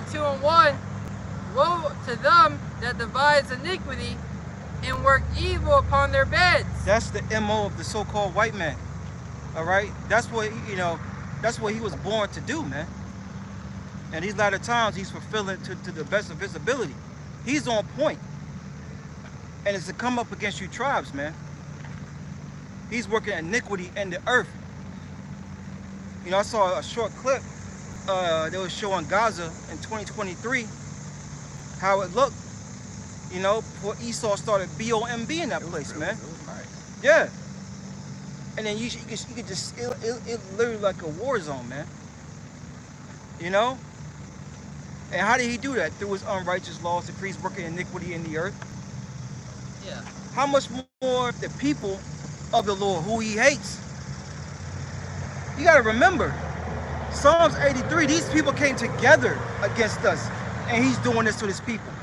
You say you saw a video? Yeah, a little short clip. Yeah. Palm trees and shit. If there's a video like that, then where's the left-hand activists, you know, getting that video and pumping it, and pushing it to the forefront and say, this is what's going on. This is why we say this. This is our argument. Now, what say you? You know, what about, this is the evidence right here, but then, you know, no one's really standing for truth, and those who stand for truth make themselves a prey. Yeah. You know, and that's why, you know, the Lord is going to bring a great change in the world as we know it. Yeah, and you're making a great point, because a lot of those people, they're going to be bought out, or they're going to be put to flight.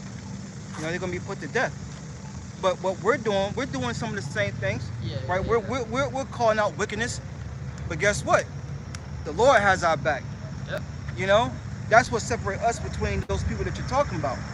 Yep. You know, people who switch political parties. Yeah. You got that John F. Roberts. I can't remember the dude's name. He's been put over the food, the FDA. John F. Robert F. Kennedy. Yeah, exactly. He was a full left before. You know, and so was Elon, right? Yeah. Full left, but they switched sides. They switched to the winning team. Yeah. You know, it's funny you say that, bringing him up, because I did a lesson on him during the week, how he's bringing these pop-up meals. What's that? You want to say something? These pop-up meals, man, and how he's going to make America more healthier again. But in those pop-up meals, it was going to the description like of something for breakfast and lunch and even dinner. But in the breakfast part, they was giving you out sliced ham. You know what I'm saying? Which is totally against us as Israelites. Is it kind of like government meals? Yeah, it's government meals. But like government assisted meals? It's meals in general for all Americans. Oh, like, this is what they should be eating? Like the standard? Yes, but they're not going to be giving this out. These are going to be things like... Oh, wow, to support people. Yeah. And meal on wheels. Something to that effect, yeah. Okay. But for every American. You know, and every section was abominable. You know? Yeah. Bacon, crusted chicken breast. The chicken's cool, but not the bacon. You know what I'm saying? You just made me think about that when you brought him up. And now people want to follow these people, man. They're going to follow him right till they follow him into the chip. They're going to follow him to keep that bit of normalcy that they have. Yeah. To hold on to this life. This is Micah 2:1. It reads, it says, when the morning is light, they practice it because it is in the power of their hand. Yeah, they're practicing it, man, because going back to Job 9, the earth is given to the hands of the wicked, man. All right? So the rulership has been given over to a wicked ruler, and what do you think he's going to do? He's not going to promote righteousness. He's going to promote wickedness, man. Okay? And that's what you've been seeing. That's what you've been voting for. That's what you've been tricked by. Like brothers like to say, different wing, but on the same bird. It's the same bird. And now people fall for it line and sinker every time, man. Are you still holding it? Yeah. Read the last part again? Yeah, Micah 2:1. It says, when the morning is light, they practice it because it is in the power of their hand. Yes, and they don't have much longer to practice it, man. Going back to Revelation 12, why Esau's going to come down with great wrath, knowing that he has but a short time. You want to say something, Mike Holler? Yeah, I was going to say that's the craft. You know, you're going to masonry. Yeah. You know, mason is pretty much a stone worker. Yeah. But they built, you know, they forge lies, you know, secret societies. They go in the dark and deep to hide their counsel. That's their working in the dark. That's their practice. The left-hand side. That's know, right. Witchcraft. You know, that's the craft. That's about people are into masonry. They're called former craftsmen.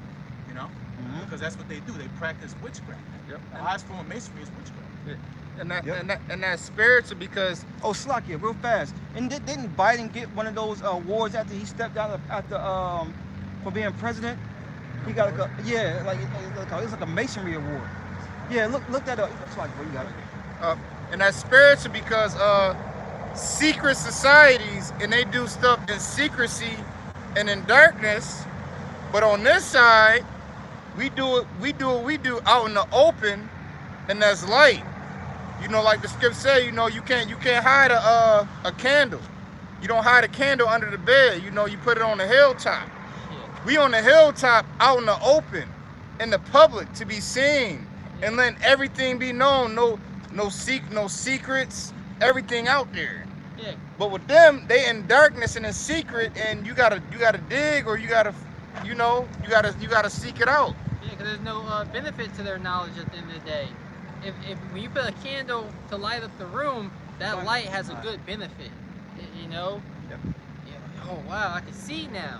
They're throwing darts in darkness. You know, clearly there's nothing but mischief behind there. Time.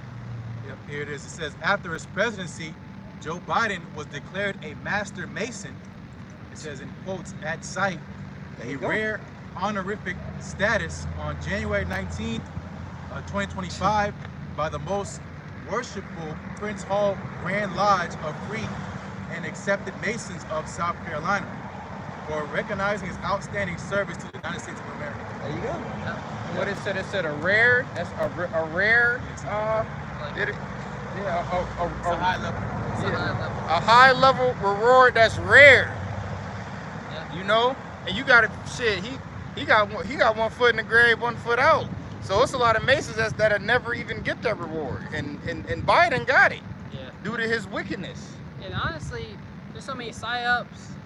That go. Is that really him? Right. You know, we don't. You know, Jake, do you leave? How many times a day do you leave? How many times a year do you leave your city? You're like, be real. No, bro, it's some Jakes that don't even leave their hood or they block for their entire lives. You know, It's a lot of Jake like that never stepped out their home city, their hometown, or left the block. what do you really know about the world? What do you really know what do you know what's out there? What have you really seen about other than the television they put in front of you? Where do you think they get all this inspiration from all these movies? We don't know what the hell is really going on. You don't really, Jake, Esau really don't know how big the earth is. You Right. know? You seen the map, the globe? Man, come on. That's not even the real. You know, you think the earth is, this thing can take a plane ride around the world. Hell no. Right. This man has been given a little portion of the earth. Very small. Just the fact. Revelation 13. Yeah, I got it. Yeah. Revelation chapter 13, verse 15. And he had power to give life unto the image of the beast, that the image of the beast should both speak. Jump down 16. Straight to the point. All right. And he causeth all, both small and great, rich and poor, free and bond, to receive a mark in their right hand or in their foreheads. Yeah, he is representation of the ones who has been given the power of the earth, man. You got something, Mike Alder? I see the picture. Jake handing him an award too. Wow. Yeah, South Carolina. Jake. Of course it's Wow. Yeah. Wow. It says the private meeting took stage. I'm sorry. There you go, brother. It says the private meeting took place backstage of an open international African American museum in Charleston, South Carolina. So it could be a political stunt, but still, that's crazy. You know, Yeah. and again, who's handing the award? Our people. That's why we need Yahweh Shai. Yeah, there was You know- because Yeah, go ahead. no, because you remember at the end he apologized for slavery. Remember at the end of his presidency, after they lost, or right before it was known that he wasn't going to win. Yeah. He went down to South Carolina and apologized for slavery. I remember that now. Bro, there's so much that be going on. Yeah. You can't remember everything. Cause Yeah. it's like watching a movie. It's like watching a movie in 2x. If you don't go back, if you don't go back and examine frame for frame, Yeah. you know, you ain't gonna, you know. You know, it's funny. They say Charleston, South Carolina is one of the most what they call haunted cities. Haunted. Yeah, in America. See? Yeah, it's haunted. A That's lot crazy. of demonic activity. Yeah, activity. Yeah. Well, you know, that's they say that's the home of a lot of what they call them, Geechee people. You know, it's like slaves that came over from west coast of Africa. Okay. A lot of Levi, Benjamin, Judah, but they dealt in a lot of like witchcraft too. You know, I used to work with a chick and her brother that was from there, and it's like even it has its own lingo. Right? It's like, you know what I'm saying? It's crazy. It's nothing new, because that's what Jake used to do. Go in the groves, go in the closet and worship idols. That's why Jake somehow funnels them ways themselves into these so-called groups, man. Yeah. Jake wants to be wicked. You know, Jake told me, he said, I would join the Illuminati. You know? Yeah. This nigga just graduated high school. What do you know about the world? Yeah, and that's the thing. How people are destroyed for lack of knowledge. All right? So read that Revelation 13 and 16 again. Because this is where everything you see happening on the earth is leading to this right here. All right? This is the main ingredient to the NWO, man. Having everyone C-hip like cattle. You got it out. And he calls it all, both small and great. Right, because you don't know who, the Israelites like the sand of the sea. So look, this man has a C-hip, the Michael Jordans of the world, okay, the Jennifer Lopez's, all right, down to your average hobo, your average homeless person, bum, all right. Go ahead. What's your? Nigga left his car on. Yeah, I was thinking the same shit. I'm pretty sure it's about to turn off. You got it. Rich and poor. That word causative, looking up in the blue letter, one of the definitions is to make ready. Yeah, to make ready. It's being made ready now. It's going to be easily accessible for you Israelites to go down there and get it, man. The technology is already here. You got certain stores already programmed with the devices to scan your hand, to scan your forehead. Yeah. You know? Yeah, when you think of all, you can think of all classes of society, all sectors. Mm-hmm. All sectors of society would have to fit in. Mm-hmm. To engineers, to people who are waiting tables, to taxi drivers. It's a whole new world. What did Aaron Russo say? Total control. They want total control. Total control. All right?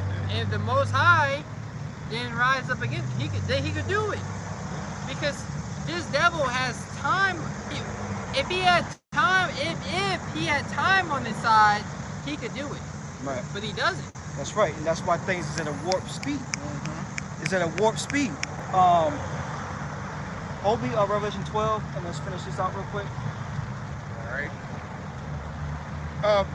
You start from the top, about 16. And he calls it all, both small and great. Yep. Rich and poor, free and bond, Mm-hmm. to receive a mark. Yeah, the charagma. When you go into the blue letter, all right, the Strong's G 5480, an incision. How you think that little? And they could have changed. They could change it up. It could be, by the time it gets here, it could be. It's advancing. Yeah, it's advancing. It's advancing. The technology is getting better. Mm-hmm. It's getting more sophisticated. But either way, it's gonna be an incision, because they have to pierce your flesh one way or another to get it up in you. That's right. Yeah. It's gonna be an incision in the flesh, a micro C-hip incision. You're gonna need it to operate in society. Yeah. You're not gonna be a functioning member of society unless you have the MOTB. Just like now, you can't be a functioning member of society unless you got an ID. You need an ID to get a job. You need an ID for a license. You need an ID to enter certain establishments. You need an ID to buy certain stuff. Alcohol. You know, alcohol. We don't buy cigarettes, things like that, but tobacco products, alcohol, guns, you know, things in that nature. Just like with the MOTB, you're not gonna be a functioning member of society, and you ain't gonna be able to do nothing. You ain't gonna be able to work. You ain't gonna be able to buy. You ain't gonna be able to sell. You ain't gonna be able to drive. You ain't gonna be able to do nothing. Yeah, real last part of this, I'm gonna make a point. Y'all making some great points. To receive a mark in their right hand or in their foreheads, that no man might buy or sell, save he that had the mark or the name of the beast or the number of his name. Right, so you're not going to be able, like the brother's going into, to be a partaker in society. Now, you know, Esau has already, you know, you Jakes are halfway defeated. Yeah, you may have you know, guns and all this carnal madness, but you're hooked on these drugs, man. And food is the #1 drug. Food is the #1 drug, man. Yep. So you got Jake hooked on all these different chemicals that's in these foods. So when Esau takes it away and say, look, you cannot go and buy this unless you have this inside of you, Jake is going to lose it. Especially these, I'm spitting it out, it's like it. Especially these women that have no type of self-discipline, no type of control, being a weaker vessel. Have brothers seen the movie Ready Player One? Yeah. So Ready Player One, I like the movie, it's pretty dope. But in the movie, you had a boy who was very poor, he was living in a trailer. You know, society was through. But all they kept doing was pumping this game that when you put in it's a virtual world where life is 100 times better. And that's essentially what we're seeing now when you turn on the video games, when you turn on the Netflix, the social media. Yeah. Oh yeah, social media. Social media alone is another world. And they show you through, when you, like Black Mirror, brothers that have seen Black Mirror, the technology, they put the sticker on you and your consciousness goes into the system, goes into the wherever it is. Yeah. The video game, whatever, right? Well, that's reality. Art imitates reality. That's already happening. That's why you have a thing called doom scrolling, where people get off of work around 5 o'clock, start scrolling, they'll look up, it's dark outside. Yep. Damn, what the hell happened? Yep. You be on the internet, you be like, you went on good, there to yep. search this, you end up, how the hell did I end up, why do I care about this skateboarder doing skateboard ramps when, you know, and then you find that you be like, damn, but my body still hurts. I still got all these problems. I still got all these bills I gotta pay.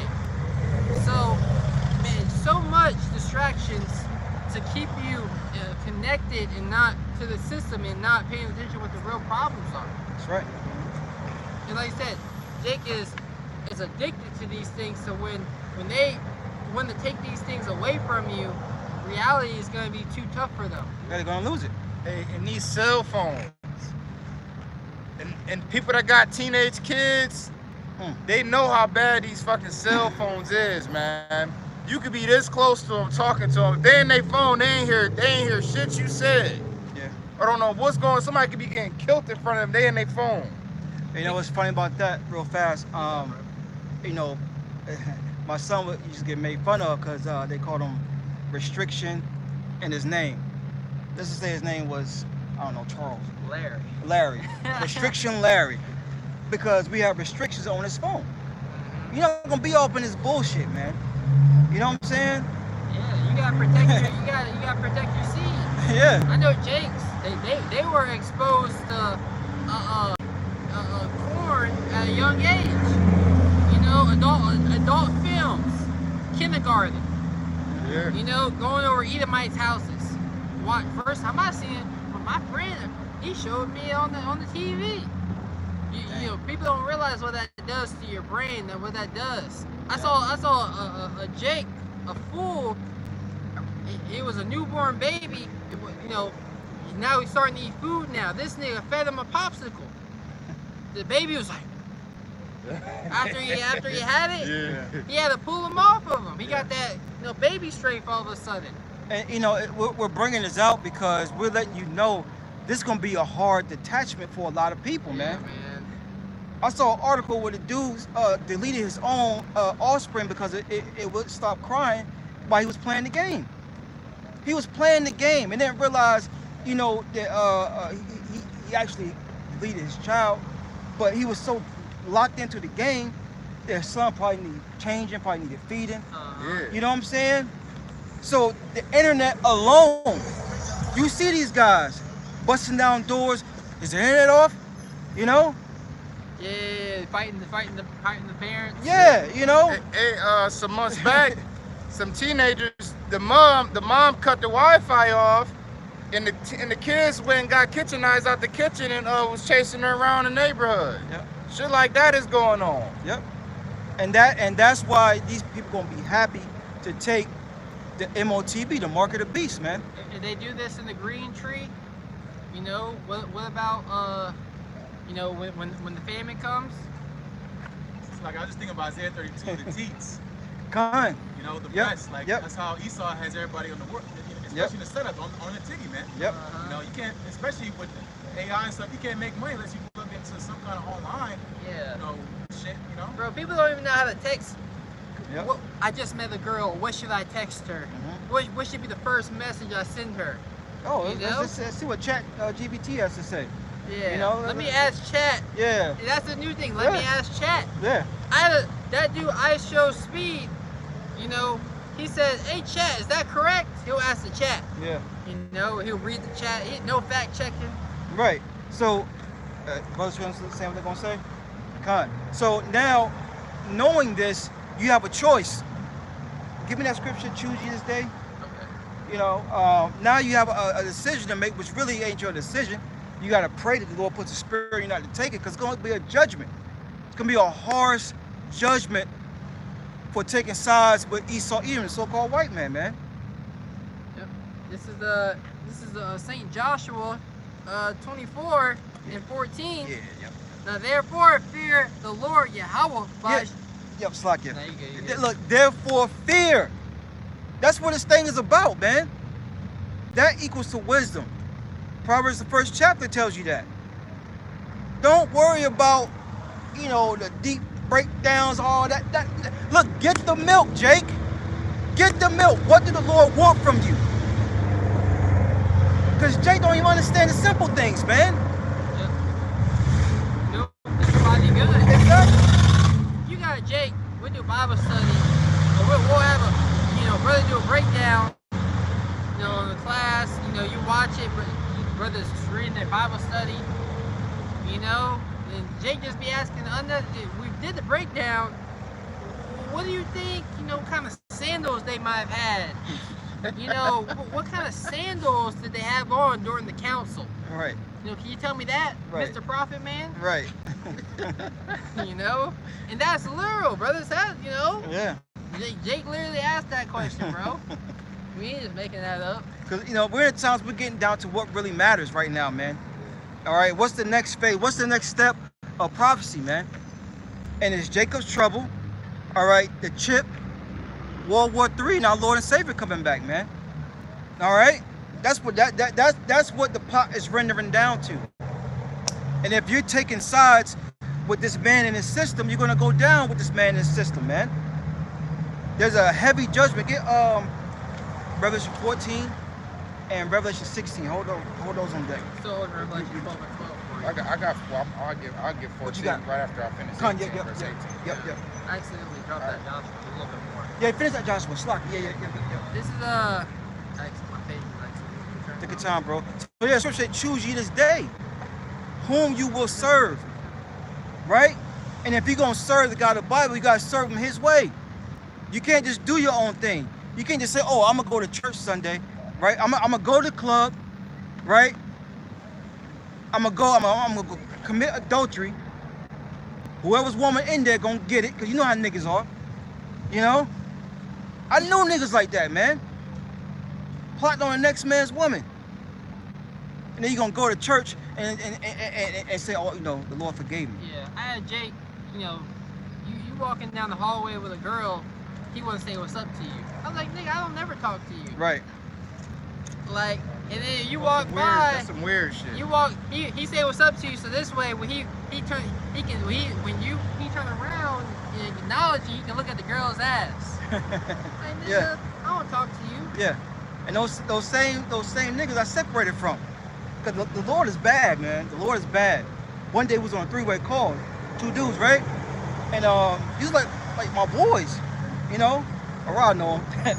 But anyways, so I was saying what we're gonna do for that night, and you know, I was getting one of the brother off. How did it go? Make a long story short, the call didn't end, and I heard them two talking. Mm-hmm. It's like, yo, would you smash Mac, girl? Yo, would you smash? Like, that's what they call me in the world, Mac. Yeah, you know what I'm saying? No, I'm listening. And I was like, I made that face, like, who asked that question? I was like, yo, y'all know I'm still on the phone. Oh, yeah. You know we just playing, yo. Niggas, yo. Nah, man, that's man. That's Niggas. That's that weird shit, bro. Yeah.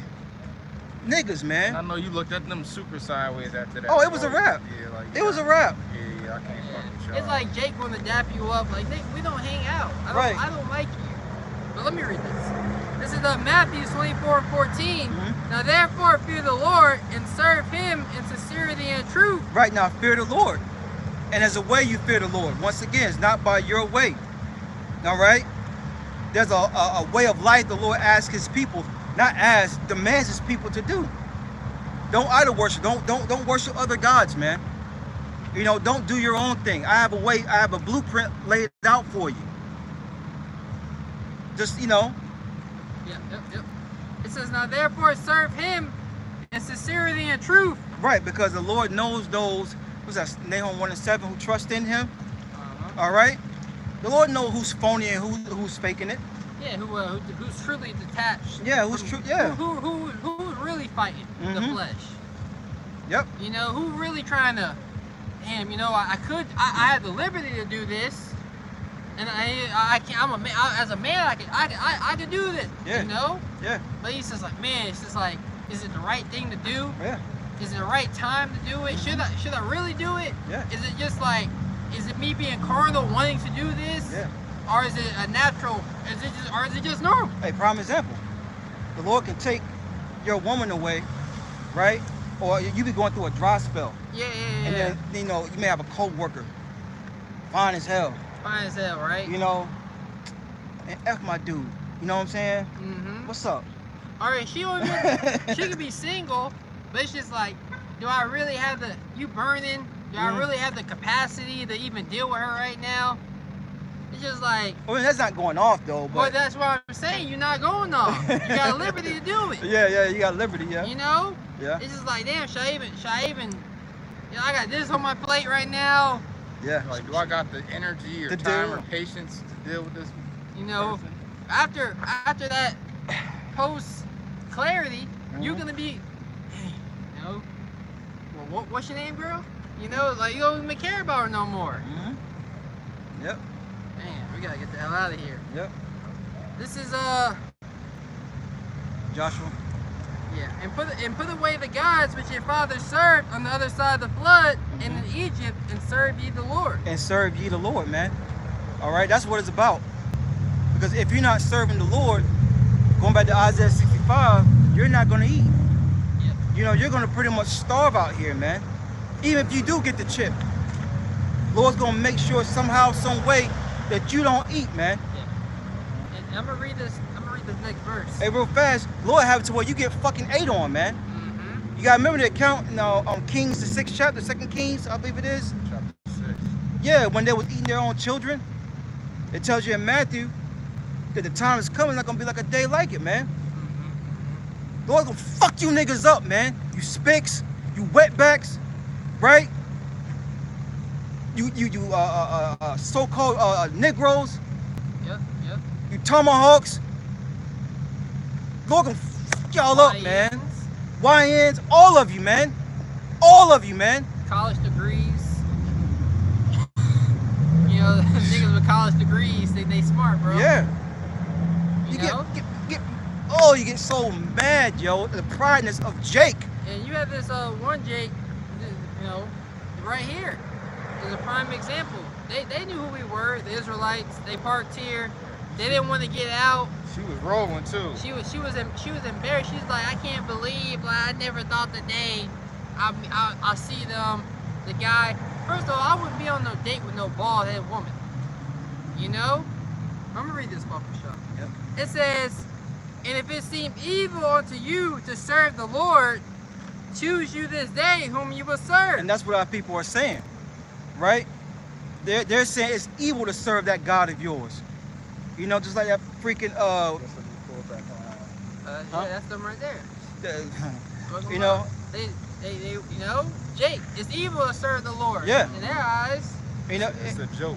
yeah, it's a joke. And not only that, you know, that brute beast that Elder Manasseh did the lesson on, the end up saying we just need to shut up.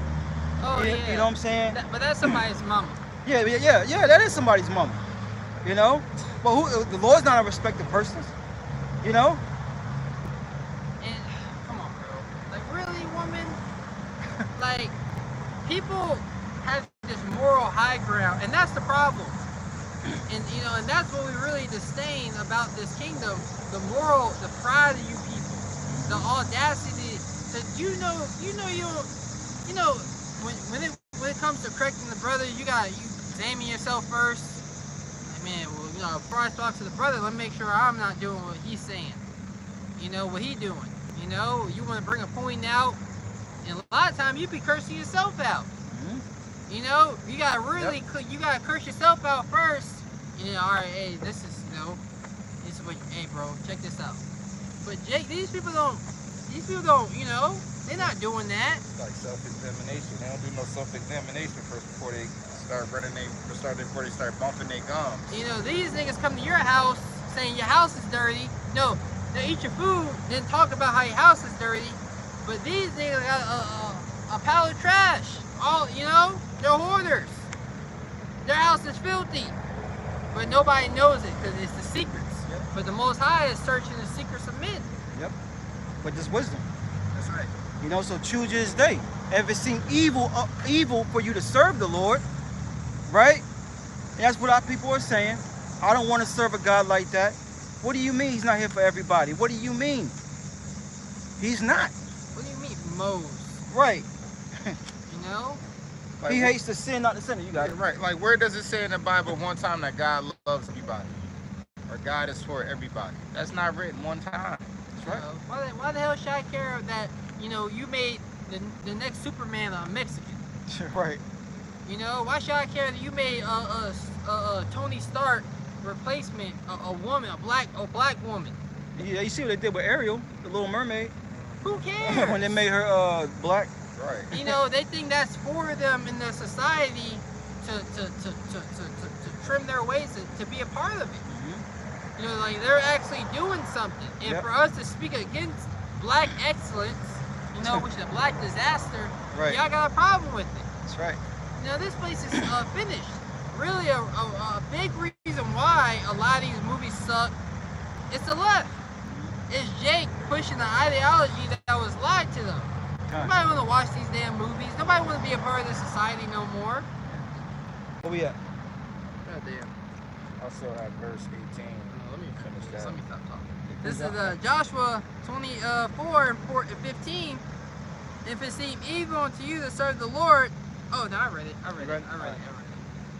All right, this is verse 18. It's hot out here. It is hot. It's verse 18 of Revelation chapter 13. Here is the wisdom.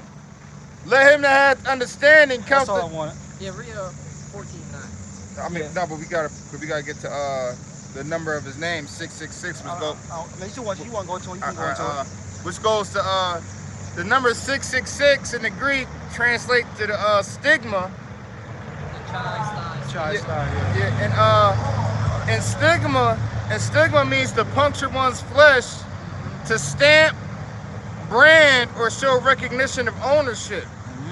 So when people receive the MOTB, all right, they're receiving a number of a man, they're receiving a stamp, they're receiving a brand, They receiving the puncture to the flesh to show recognition of ownership, Right. and recognizing Esau Edom as their owner once they receive the RFID/NFC micro C-hit. Right. You know, just like if you receive the potion injection, that's also branded as well. You know, so if you walking around with the potion injection coursing through your veins, you branded. And you think like in 2024, 2020, everybody be like, all right, let's see how you made it. Right. You know, you had a black woman. Oh yeah, so safe. No, remember a black woman came up with it. Yeah, like what kind of psyop is that? Remember the first person to take it on TV, she fell out. Damn. She was a nurse. It was a nurse. Remember that? Fell out on the TV. Yeah. But you know the crazy thing is, the thing about that jump shot is you can reverse that. You know, guys have went into it that you can reverse it. With this chip, ain't no reversing, man. Oh no. Once that's inside of you, it's a wrap. It's a wrap, man. Yeah. No, I'm a chop. Oh, because you know, you said it talks about the grievous sword. Yeah, because, Revelation 16. You know, the big C Yep. that they're gonna get, the big C. Yep. You know, we gotta, you know, if you don't know, you gotta catch up. Yeah. Watch some older videos, dude. You know, these new channels, you know, we put a lot of work in them. For real. You know, the big C, you know, that people have to get the chemo for, right? Enough hints. Mm-hmm. You know, is actually when you have a tumor, you know, it's actually a defense mechanism. You know, it's actually your body is taking all that and putting it in one area. You know, and then you have to do it. You gotta do something about it. But what they do is they poke it, and then when they poke it, it lets all those toxins out. They try to cut it. You know, they try to cut it to get it out the body, but then it releases all the toxins that it bind up. Now it's spreading. Now it's spreading. You know, so we don't really know when they put that inside of you, you know, how your body is gonna try to fight against it, because it's a foreign object. Mm-hmm. Yep. And it's gonna be a reward for taking it and a reward for not taking it, man. And we're gonna get into some of those. Brothers got revelation? This is the reward for taking the MOTB. The reward. Yeah, so yeah. The recompense. Yeah. Your reward. Yep. Yeah, Yep. the wages of sin. That's right. Mm-hmm. Yep. You know, this is going to be the trying factor, right? Whether a man serveth the Lord, if he serveth not, the hour of temptation. This is Revelation chapter 14, verse 8. Get that in Revelation 3. And there followed another angel saying, Babylon is fallen. It's fallen, that great city, because she made all nations drink of the wine of the wrath of her fornication. That's right. So I'm right here in America, man. All right, this is that place, man. It's only gonna take 1 hour for this place to come to naught, man. You know, all the years of building that you Israelites did for this devil, all right? It's all gonna come to naught. You got it. All right. And the third angel follows them, saying with a loud voice, if any man worship the beast and his image. And these are actions, man. All right? You know, Drake don't realize that they're worshiping Esau Edom and everything he prescribes to their actions, man. What you got thinking up there in that brain, you put it into action, man. In that spirit, you put it into action. Yeah, everyone thinks about, really it's just like everyone down here upon the earth is really doing their pleasure. Say again? Everyone is doing their pleasure. What's most pleasurable to men, that's what they do. Smoking weed. So for us to do righteousness, this is the most pleasurable thing we could be doing. So a lot of people, to operate in society, you know, they're gonna have to compromise. Mm-hmm. You know, to keep things normal. And the people being so oppressed, right? They don't want to compromise nothing. Oh yeah. You know, when you're constantly being oppressed, you're looking for an outlet. Yeah. You know, and that outlet's gonna come by that chip, man. times are going to get so bad. All right? Remember when they ran out of baby formula? Yeah. Right? They so-called ran out. Yeah. Shortages everywhere. You know? I got precept? Yeah. This is Genesis 47 and 15. It says, all right, yeah, 15 goes straight to the False point. spirit. And we know where there was a famine, Yep. right?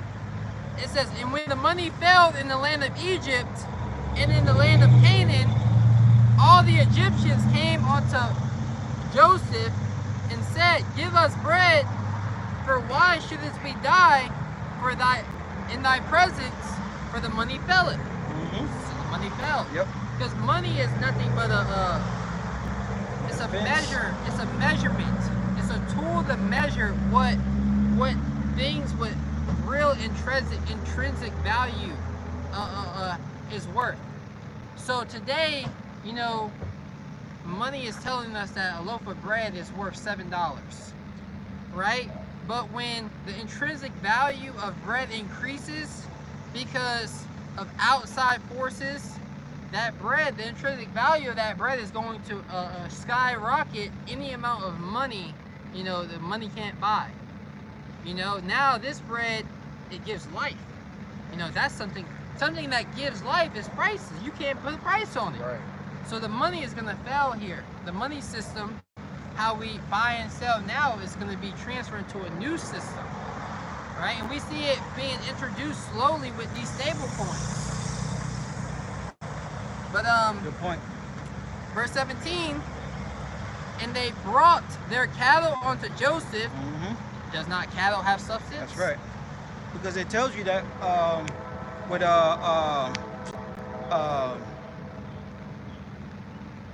Noah, was it Noah and Lot, rich in cattle? Abraham. Abraham, the water, Abraham. was rich in gold, land, silver, Yep, cattle. yep. But it's not only can you have cattle to eat, They had to split up. Mm-hmm. you can have cattle to till the Exactly. the land. You know, like the Native Americans, the buffalo, they would use every part of it. You know, even the teeth. You know, everything has a purpose. Had a tool, yeah. So that cattle that they're selling to Joseph has so much value to it. Mm-hmm. You know. Yeah, that's what I'm saying. Because like the famine, you can't buy the silver with nothing. So that's why the money failed, because you have all the silver. What can you buy? Right. You know, there was nothing to buy. You know, and that's how it is gonna be the system like it's going into. Yeah. And the NWO, you can't buy nothing. You know, what's the point of having all this USD when I can't use it? You know. That's right. That's right. It reads. You're gonna have people that you know go on, you know, bank robs and try to, you know, get all the money they can, thinking that this Yeah. place gonna bounce back. It's gonna bounce back. It Yeah. always bounce back. Yeah, they show you in some movies like that. Yeah. You know, robbing store clerks. The store clerk, he price gouged. Yeah. So now everything is worth so much more. Yeah. And he's like, all right, well now it's a bargaining system, but then somebody's just gonna run up and take everything. Yep. So you know, so jumping down to verse 19, it says, wherefore shall we die before thine eyes? So they gave the bread, Mhm. you know, they gave the cattle. Now the second year came. Yep. It says, wherefore shall we die before thine eyes, both we and our lands, by us and our land for bread. That's right. So by us and all Yep. that we got. Yep. And you don't have land. Lands is just your property. Right. So any assets, whatever you own, well, I'm willing to, for bread, give everything up. Right. It says, by us in our land for bread, and we our land will be your servant, be servants unto Pharaoh. You shall own nothing and be happy. Yep. And give us seed that we may live and not die, and the land be not desolate. You know, so basically, they would say, hey, look, you know, give us this bread, Mm-hmm. and give us seed, and we'll go use our lands to grow Cultivate. crop, Yep. and whatever it grows is yours. Yep. You know, and in this society, we'll keep working in your factories. Mhm. We'll keep, you know, showing up at the job, making sure society is running. That's right. And the scripture says there's no thing upon the sun. This is coming right back, man. Like the brother's going into. All right? Except for this time, it's gonna come through by the way of that sea hip, man. All the fun and games, the joking, the playing around, what the MOTB is, what it's not, all those things are gonna get put to a halt in these times that we're living in, man. All right, and it's rapidly approaching any day now. That's what we hope and pray that prophecy speeds up, man. Brothers is tired. How much more the apostles, you know, the elder bishops, who've been catching hell. Bodies breaking down. Yeah. These bodies are through. Yeah, this place sucks. You know, believe it or everyone that's dealing with some type of underlying ailment here in Babylon the Great. I don't care if it's knee pain, if it's a chronic soreness, you know. Or something you don't even know about. Some of you, something that's on the cusp. You focusing on, all right, I'm gonna make sure I'm flossing, you know, preventative maintenance for my oral health. Then now your digestive system is hurting. You know, it's like a used car that you just need this thing to get you down the road. Fix something on it, you know, as long as it stay going, as long as it's point A to point B. And that's all that really matters. So where we at? Back in the Revelations 14. Yep. Revelation chapter 14, verse 9. And the third angel followed them, saying with a loud voice, if any man worship the beast and his image, and receive his mark in his forehead or in his hand, the same shall drink of the wine of the wrath of Yahweh, which is poured out without mixture into the cup of his indignation. Yeah, so you're gonna be tormented with fire, man. You know, if you're what's the word I want to use? If the Lord really hates you that much, you'll make it to the fire, man. You know, for those that do take it, you know, hey, Jacob's trouble. Well, even you know, even guys that take the sea hip, you know, if they die, the Lord can raise their spirits back up. Oh yeah, oh yeah. You know, really, the Apostle Elder Tahar went into that. The Lord, he's gonna wake up all the spirits. You know. Now that'd be bad if you lived your ass in Russia. You was a black man in Russia. The Lord had raised you up here in America. You know what I mean? You're the black man. Right. You know, you was wicked, and the Lord have you. That'd be horrible. Right. You know, because all the world, you know, is gonna, you know, micro sea hips. And babies are still gonna be being born. Them spirits coming back. Yep. You know, they can rise up as adults in that day. That's gonna be the final judgment. Yeah. The Lord can do whatever the hell He wants to do, man. But yeah, you know, it tells you that in St. John the 5th chapter, where He shall judge, He shall condemn the, you know. We don't gotta get it. We want to get it. But damn, what was I about to say? The Lord does whatever He wants. Yeah. The Lord could, you know. It'll come back to me. Anyways, you know, pretty much, you know, the judgment is going to be fire, man. The Lord told you in Isaiah 66, He was coming back with fire. All right, and with His chariots on who His enemies. All right. So, matter of fact, you got the Revelation 3. Yeah. Just get that. Yeah. This is was there any more? I mean, it was more. There was more.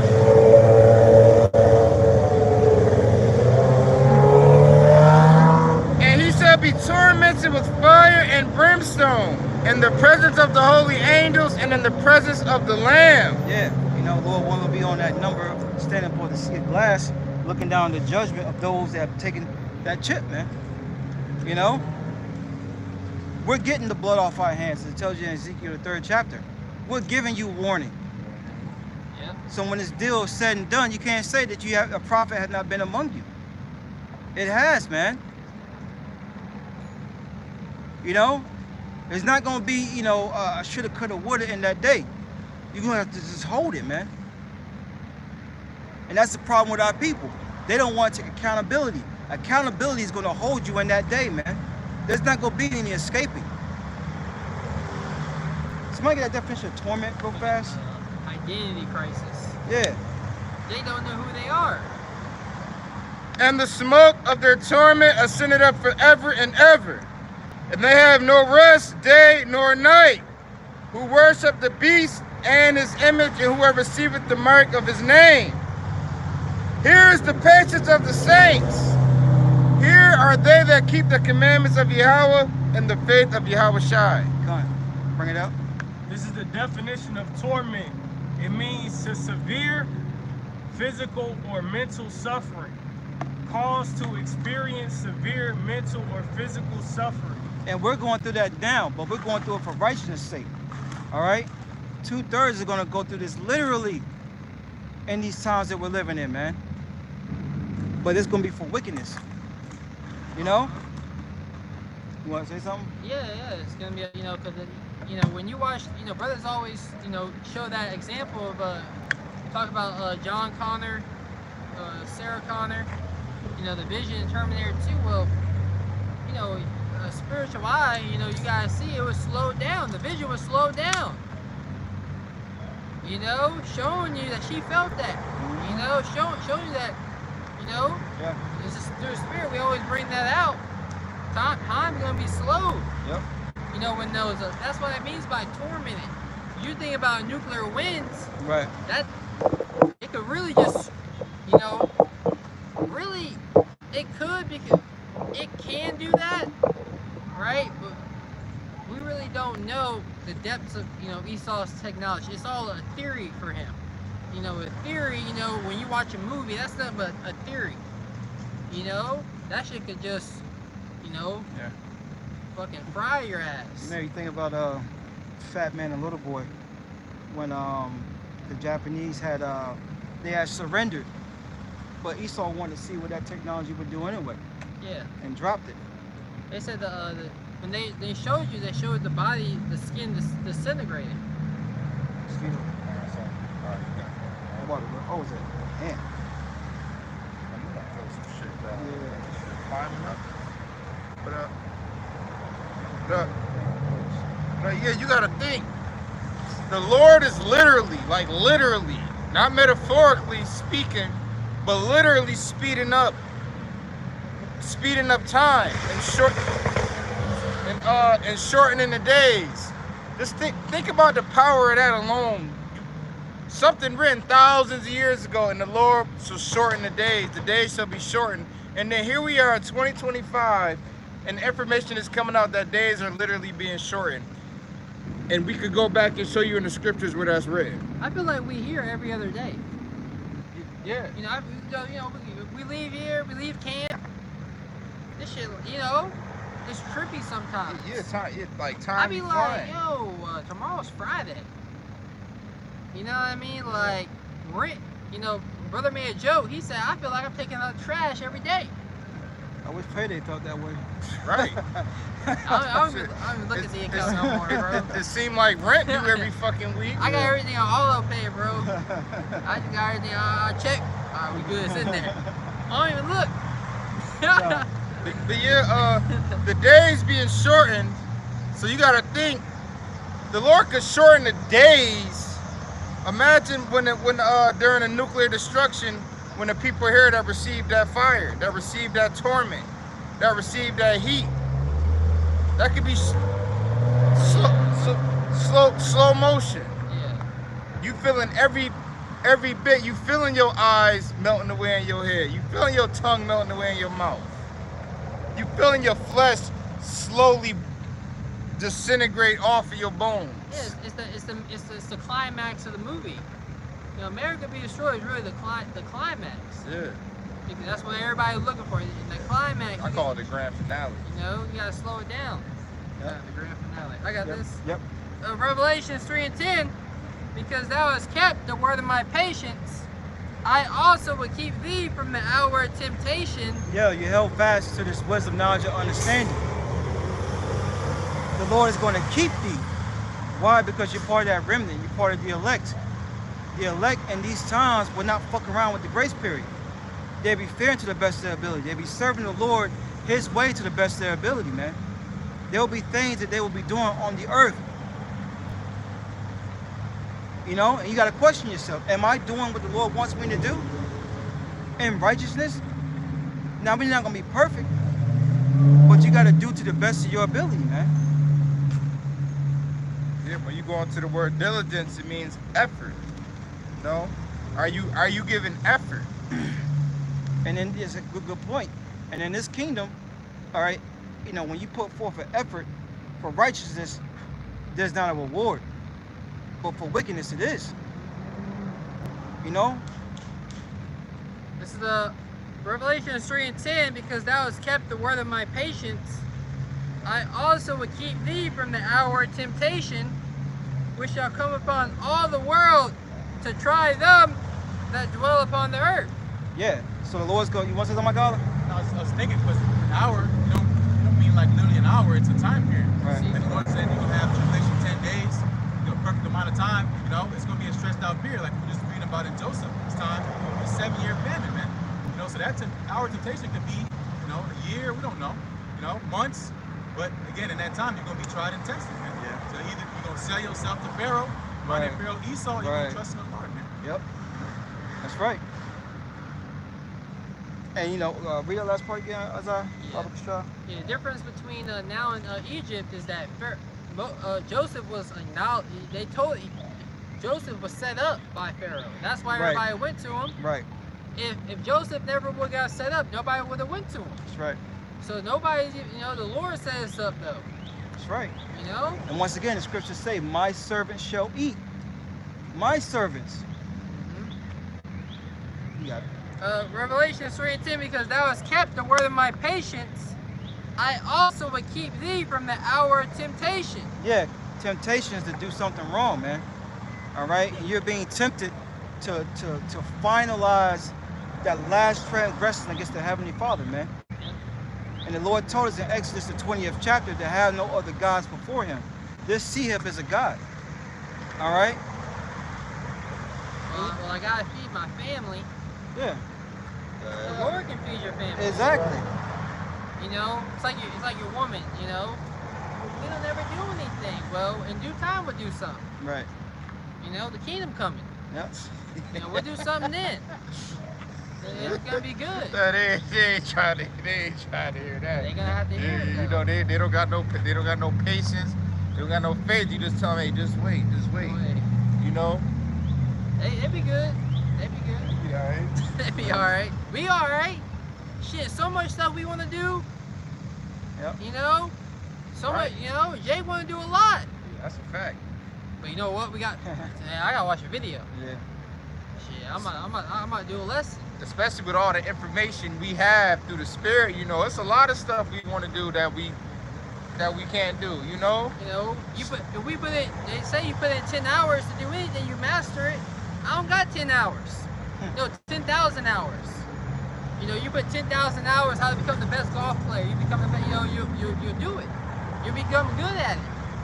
I don't got 10,000 hours to invest in anything in this society. Right. Now we looking to keep the words of Yahweh by Shema Shai preserved in our minds as this is what's pure, this is the way, this is what's important. Right. Read the last part again, Shut up. It says, Oh, you can start from top if you want. because thou hast kept the word of my patience, I also will keep thee from the hour of temptation, which shall come upon all the world to try them that dwell upon the earth. Yeah, so it's going to be a trying time for everyone. Remember, we read in Revelation 13, he's going to cause them all, right? Don't matter if you're rich or poor, free or bond, things of that nature. Yep. And we don't really got to wait for him to perfect his technology. Yeah, no. Because I was watching, man, I can't remember the name of the company. I can't remember the name of it, but it was a scandal. Microsoft was invested in them. But there was a scandal that they said they had AI, that their AI was fully automated, blah, blah, it was working. But behind the scenes, it was a private company, actually got leaked that a group of engineers was actually powering the AI. So it was actually, it wasn't, you know, fully automated, you know, it was engineers. So really, Esau Edom, you know, he could really, you know, he could do this anyway. He don't gotta wait to perfect his AI. He can have engineers behind the scenes, heartless engineers, men that, okay, cool, they took a bag. Now they and their family have a right to the new world. Yeah. Or you know, it's funny. I saw a movie. What movie was that, man? Oh, the movie that Brother Wall was talking about.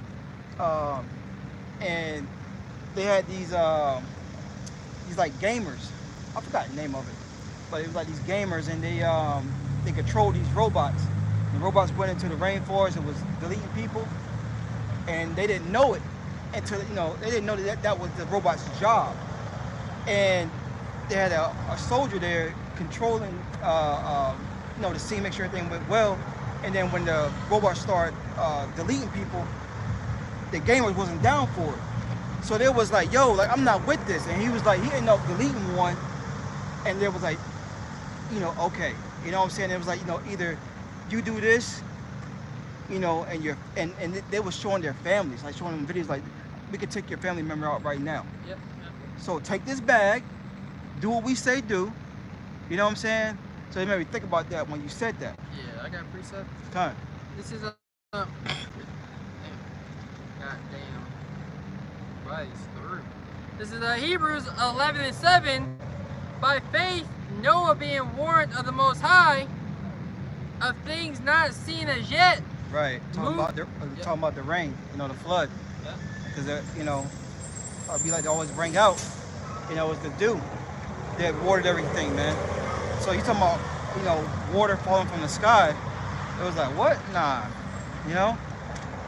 It took faith. And Noah had the faith. And we, Lord willing, we are the Noah of this time, man. You got it up.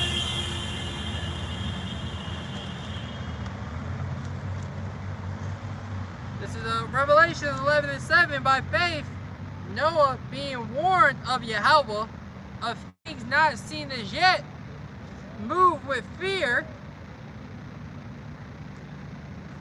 prepared an ark to the saving of his house. Is that not what we're doing now? Mm-hmm. We're moving with fear. We're going out, we're giving a warning. Because just like, Noah was prophesied in that building, are we not doing the same thing? To the saving of ourselves and our household? Yes, we are. That's right. Yeah, this is the covering. Right. That's why she that is my enemy shall see it. I was thinking about that. Your girl that want to stay by you, and the brothers, Yep. We give the warning. Yep. But a lot of our women are gonna stick by us. Yeah. Yeah. Shit, we give them the ultimatum all the time. Yep. You don't want to stay, you don't gotta be here. Yep. Well, I know I'm working towards. Yeah, it's not cool now, but I know it's gonna be cool in the future. Right. You know how many people I've met in my lifetime that I've never spoken to again? Right. Reality check. But hey, we're doing the mighty work in the name of Yahweh, for the Lord's sake, the name of Yahweh by Shema Shai, for His holy name's sake. Mm-hmm. And a great reward is gonna come. It's gonna be that power is gonna be lifted, a standard. Yeah. Scriptures say that, like, people shall be willing in the day of thy power.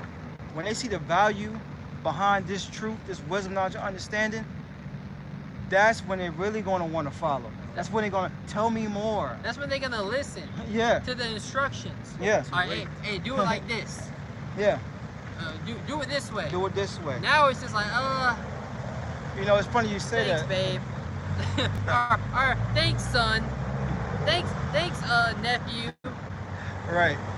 I was helping my woman with something today, and she was like, how did she say it? She was like, I'm following you. How you want to do this? Because you be thinking for both of us. Like look, how we gonna do this? You know what I'm saying? That's the right spirit. And then after she said it, huh? Oh, okay. After she said it, it's like the demon hopped on her. Like, why'd you say that? You know what I'm saying? Yeah. You know what I'm saying? Yeah. But that was all spiritual. Because when we get that power, you know what I'm saying? It's not gonna be as much talking. Yeah. Your woman ain't gonna tell you, well, I feel like living is doing what I want to do. Right. She ain't gonna say that. Right. That's right. Well, you do what you want to do, right? Mm-hmm. Yeah, I'm a man. That's right. It's a man's world. That's right. It's a difference. It's a man's world. Right. You know, plenty of women out here. We just saw one. Exactly. They everywhere. They're everywhere. They're literally everywhere. It's not like searching for gold. Right. No, it's not like searching for gold. They everywhere. That's right. Man, that's why a precious woman shall hurt rub rubies. That's talking about the truth. That's right. Talking about wisdom. That's right. Man. That's but yeah, we preparing this ark to the saving of our household. Hebrews 11:7. Prepare, and that, imagine that. Preparing the ark. Yeah. Time, dedication, focus, energy. Yep. Dealing with and dealing with the what's the word I want to use? The sufferings. This is the hardest task to do on the earth, man. With no recognition. The angels rejoice. You know, Yahweh Shai is rejoicing. You know. Yeah, but for those that are immediately among you, for the world, you know. Bugged out. Yeah. Wasting your time. Yep. So Hebrews 11:7, it says, prepare the ark to the saving of his house, by the which he condemned the world and became an heir of righteousness, which is by faith. So he condemned the world. Right. So Noah wasn't fucking happy. You know what I mean? That's right. Scarcely does a righteous man smile. You know? Scarcely does a righteous man smile. We're not here to live it up. You know, we can nitpick and nuances. It ain't gonna be happy wife, happy life. That's an illusion. That's gonna die here with America. It's gonna die here with America. Happy wife, happy garbage anyway. Yeah. You know, so we're working, we're building. Lord's willing. You know, we you know, continue to fight and endure to the end, right? This is why we were put here to push the word, be in season, out of season, Lord's willing, right? And to endure to the end. So with that, we're gonna close out, giving all praise, honor, and glory to the Heavenly Father and His only begotten Son. Yahweh, Ba'Shem, Yahushai, Ba'Shem, Kapadas. The one say Apostle Sales a great millstone teaching us. The one saying truth according to the Bible we're well. And peace and blessings to the collective of the nation of Israel. Next time we say Shalom. Shalom. Shalom.